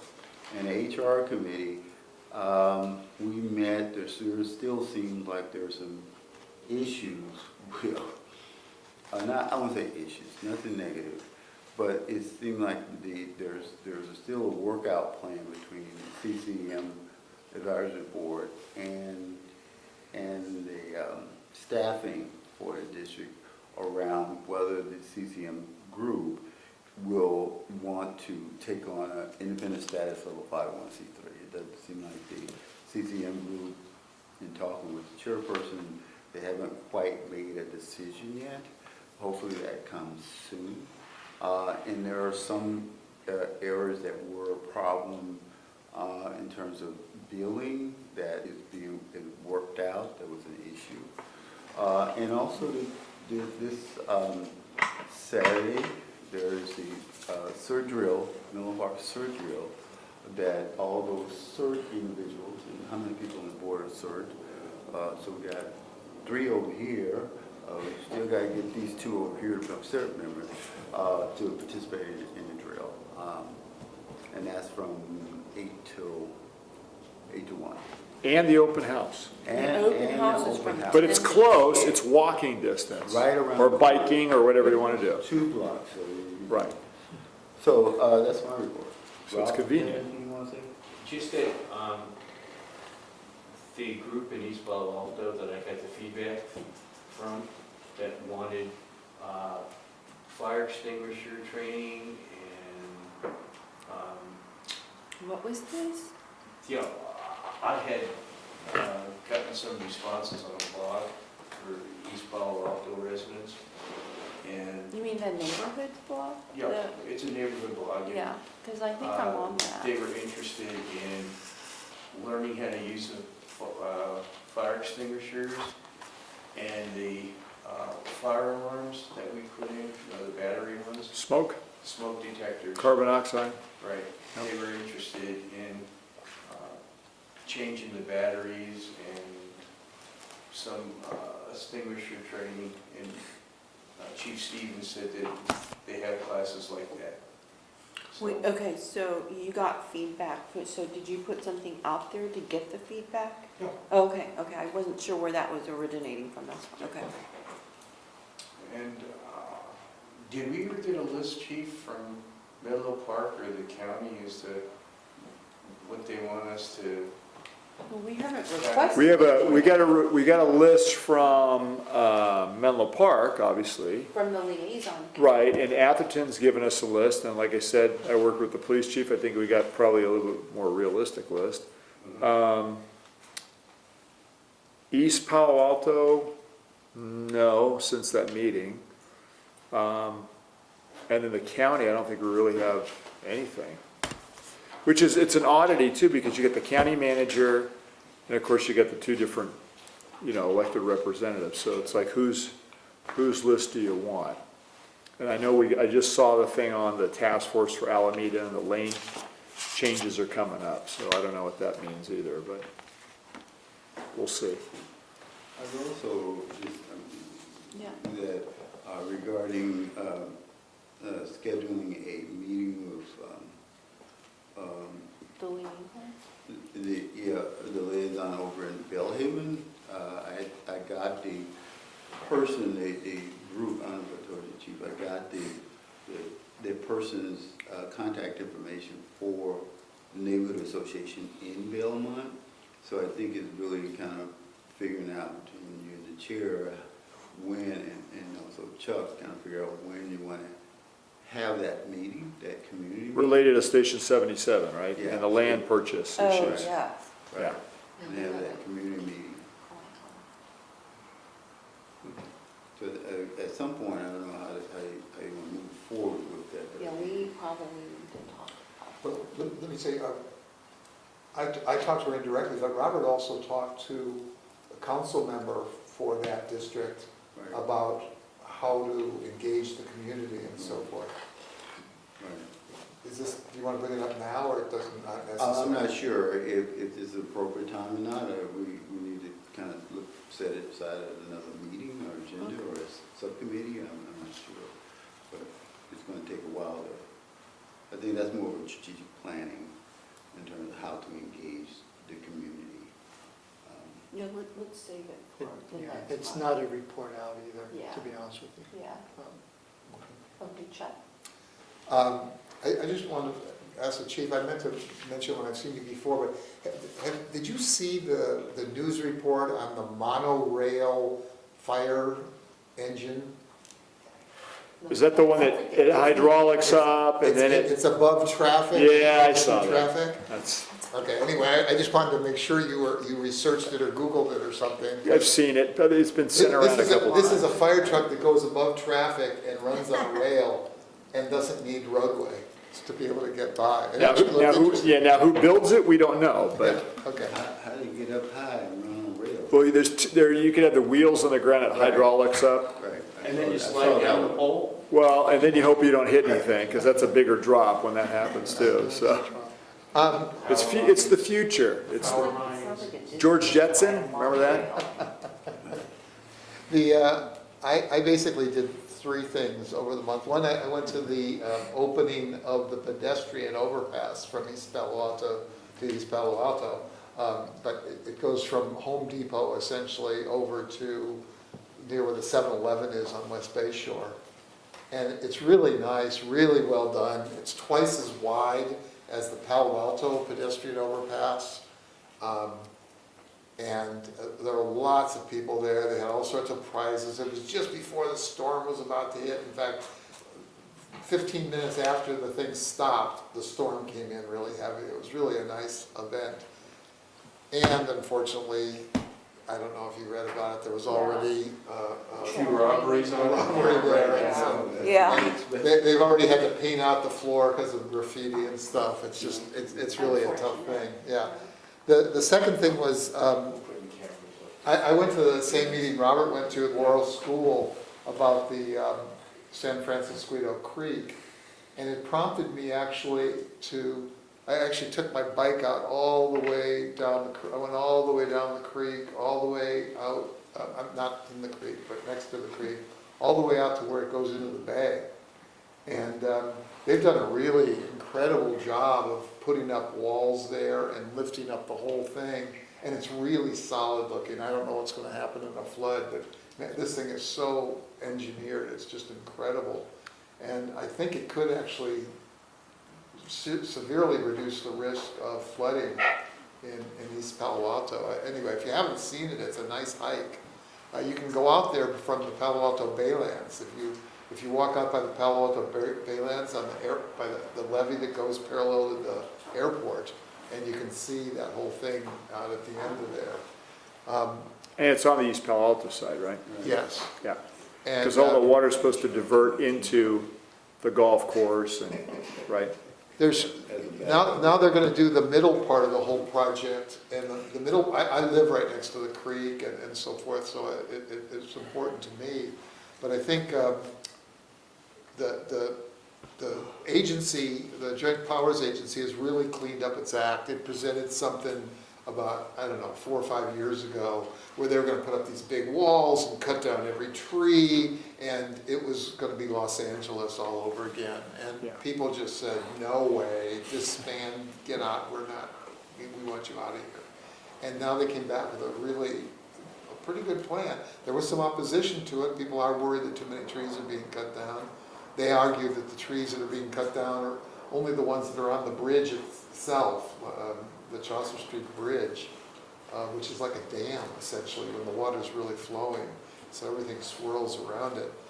But they're actually talking about having some sort of a catch basin also up higher near Stanford Lands that would hold water until the rains were over, and then it could release it slowly. So I don't know why the county really has dropped the ball on this. Here, Stanford's asking for all sorts of things, and the county could easily ask for Stanford to put that catch basin up there and require that, and they haven't done that.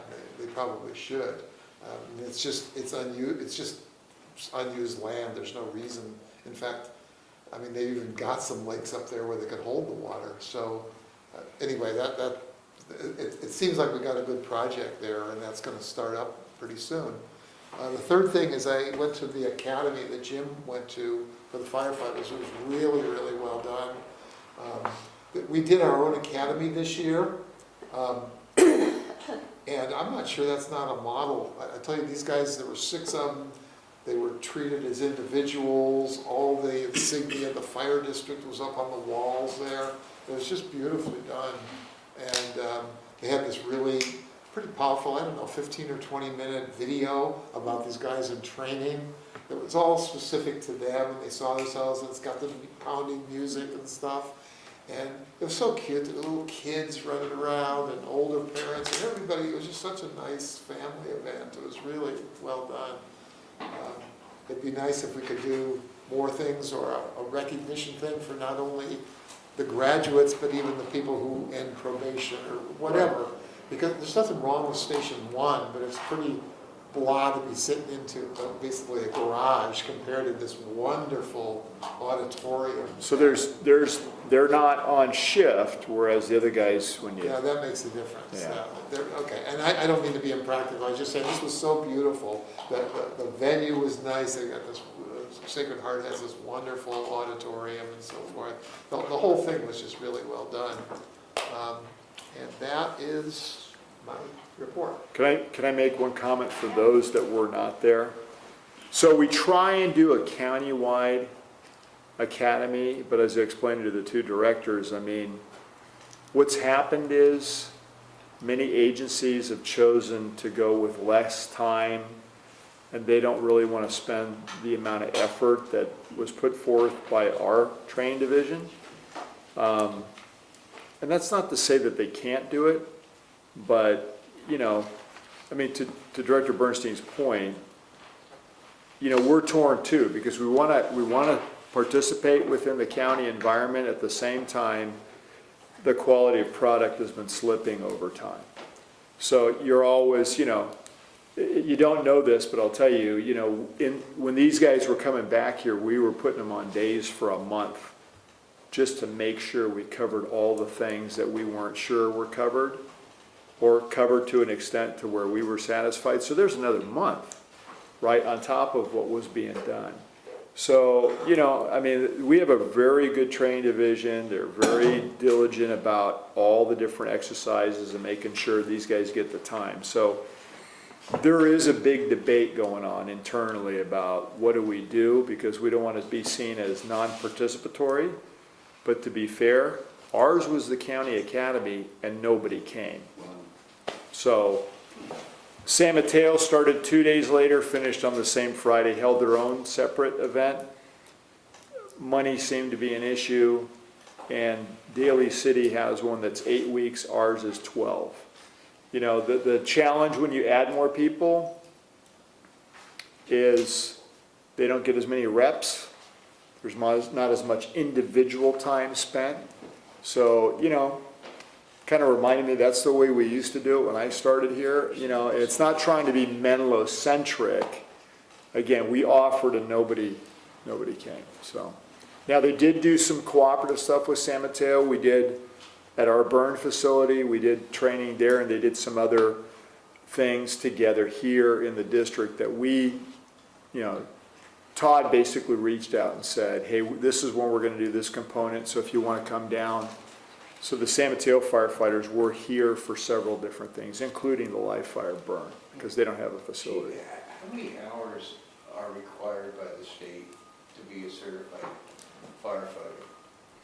Well, put it to you this way. I'd have to look at what a firefighter 1 is, but they have to have their firefighter 1 when they get here, and they're done. So an in-service academy is just for our own satisfaction that whoever did their academy, because they could come from somewhere else in the state, that they're meeting our standards. And then here's the other thing, right? So when did they take the Firefighter 1 Academy? A year ago, 2 years ago, 3 years ago. So, you know, it's relevant because there is an academy and they get the Firefighter 1 certificate. But again, where, who, how long ago? And so, you know, this basically, what's good about the way we're doing it now is there's no month at the end, and they were plug and play. They started on Monday, so 2 guys went on shift on Monday, Tuesday, and they got 2 more going on shift tomorrow and the next day. So, you know, there's 2 people per shift, so it was 6 of them. They're spread out. Great, thank you. You're welcome. And you know, again, like I said, it's hard because we're all torn as to what are we going to do going forward. And I think the directors are right. We put on a really, really nice event. And that was a lot of effort by Carol Parker, Todd, Mike Schaefer, a whole group of people that behind the scenes made all that happen, including the Academy personnel themselves. So. Any other comment? I'm just going to say one more thing, Chief. It's possible that this is something we could conduct and charge tuition to other places, and it could be split so that there's the theoretical learning, or like the burn learning, and then there's the practicum or the internship you do in your own agency, because everybody's got unique equipment and procedures and things like that. Well, so they don't pay per se, but when we do the joint, everybody takes a component on, and then you go to that fire department for a component. So let's say I'm going to take on auto extrication, so we're responsible for getting all the cars, having all the tools ready, and having the personnel. What's been going on, sadly, is it's been difficult to get engines sometimes from those jurisdictions, and even as you travel across the county, these guys are losing time because the traffic So I'm in Menlo today, but tomorrow I'm gonna be in South San Francisco, right? Well, you know, that sounds good, but we all know getting around isn't that easy. And so if, let's say we say we're gonna contribute an engine, then they gotta go get on duty and drive to South San Francisco. So there's a lot of inefficiencies in how this has been done in the past. And like I say, I mean, a joint academy sounds good, but practically there's a lot of challenges to it today. And all those agencies that have consolidated, there was a day when they all had 2 and 3, 4 different people in a train division. That's all been eliminated. So in those jurisdictions, they have maybe one person, right? And they got to take on everything, including the day-to-day training. So, you know, we're very fortunate with the setup that we have. And you could see it in the product. I mean, the time that was spent, but you got to have time to spend to make it happen too, so. Okay, well, I'm going to make my report pretty quick. I just want to first of all thank Robert for holding down the fort while I was gone for the last month. So thank you, Yeah. and a It lot was a of work. 3-hour done. Angelo Mio meeting over there. The what? You made me 3 hours it took us to get through that whole agenda. Okay, All right, 2 hours. I guess I owe them next time, right? But also thank you We to got to it. to Jim and Robert for all the work they did in the HR committee, and I know that you and Chuck met the finance committee meeting, so thank you for doing all of that. I attended on May 15th the Station 4 community meeting. I know that Chuck and Robert were both there, and the Herald was there, and I think, you know, we had a decent turnout on a rainy day, and some, you know, good feedback. I think people overall are pretty positive about the station. Yeah. That's going to go up. So, you know, I think we're doing the right things, and people, I think, are okay with it. The fact that we had when I say decent turnout, no one was complaining, right? So that was good. It's like we didn't have this overwhelming crowd that was unhappy that we were going to be building a new station. I think that people were happy that the station has stood up to the test of time. You know, what is it, 70 years old? 60? Built in 49, Yeah. yeah, 70 years old. Yeah, so people were impressed, and they were, I think, are happy that, wouldn't you say that we've taken good care of? Well, once it got dark, you got to see how good the lighting was in the station, right? Well, the cookies were good, Michelle. That's what made it. That's why we went, right? I'm kidding. But thank you, Harold, for being there and, Well, you know, the only thing I regretted was I said, bring the PowerPoint presentation project, Yes. and they assured me that the county had it dialed, and what happened? The guy's thing wouldn't work, right? So I'm like, I told you guys, you know, you can never trust it, right? Thankfully, we had old photographs before there was all this development. And that was us with the poster boards, Yeah, that wasn't exactly. him. That was our, Yeah, those were our right. photographs. So, then the second thing, I got an email from a retired Greek Navy officer who is on a transition team for a newly elected mayor who is, I think she's going to take office in the end of this year, either November or December. And he was interested in learning about our drone system, what we've done to get to where we are, because they have experienced wildfires very similar to ours. It's just this little suburb right outside of Athens. So I just forwarded that information to Harold, and I think you're going to be working with them. Yeah, he sent us 60 questions, so, Yeah. or 60 things. But you know, the I know. point is, I think, and they're relevant, and I think that the point is that people are kind of watching what we're doing, and he was impressed, and was trying to see what kind of things that, you know, they could learn to deal with their wildfire situation, which seems to be regularly occurring. Yeah, So I think I just sent you keep the us Coast, posted then. I think I sent you the Coast Guard agreement side. That was a big breakthrough for us after 2 years, so. Yeah, but anyway, I thought that was kind of exciting, so thanks for your help with that. But I mean, that's pretty much. We haven't responded to them yet, but we'll get to it. I know. There's 2 pages, I mean, there's two a pages of lot questions. I'm of- like, okay, who am I giving this to? Who's gonna hate me when I give them this, Yeah, right? but it was flattering, I think. Yeah, no, it wasn't 6 pages, but it was a Two long. pages. The response will be 6 pages. Yeah, so Harold's delegating that, Yeah. obviously, right? I'll try and pare it down a little bit. But yeah, just keep us posted on that. I mean, because when I looked at the video of their, because at first I thought, oh my God, is this a spam email? And then I started looking at the video of the area that he was referring to, and they have very similar terrain and the problems that, our state faces, especially in the hills. Because they kind of reminded me a little bit of like Malibu, with the hills there, and Oakland, and more of like the Central Coast. Cheapest helicopter you'll ever buy. Right. So anyway, keep us posted on that, Harold. I was excited, but that's all I have.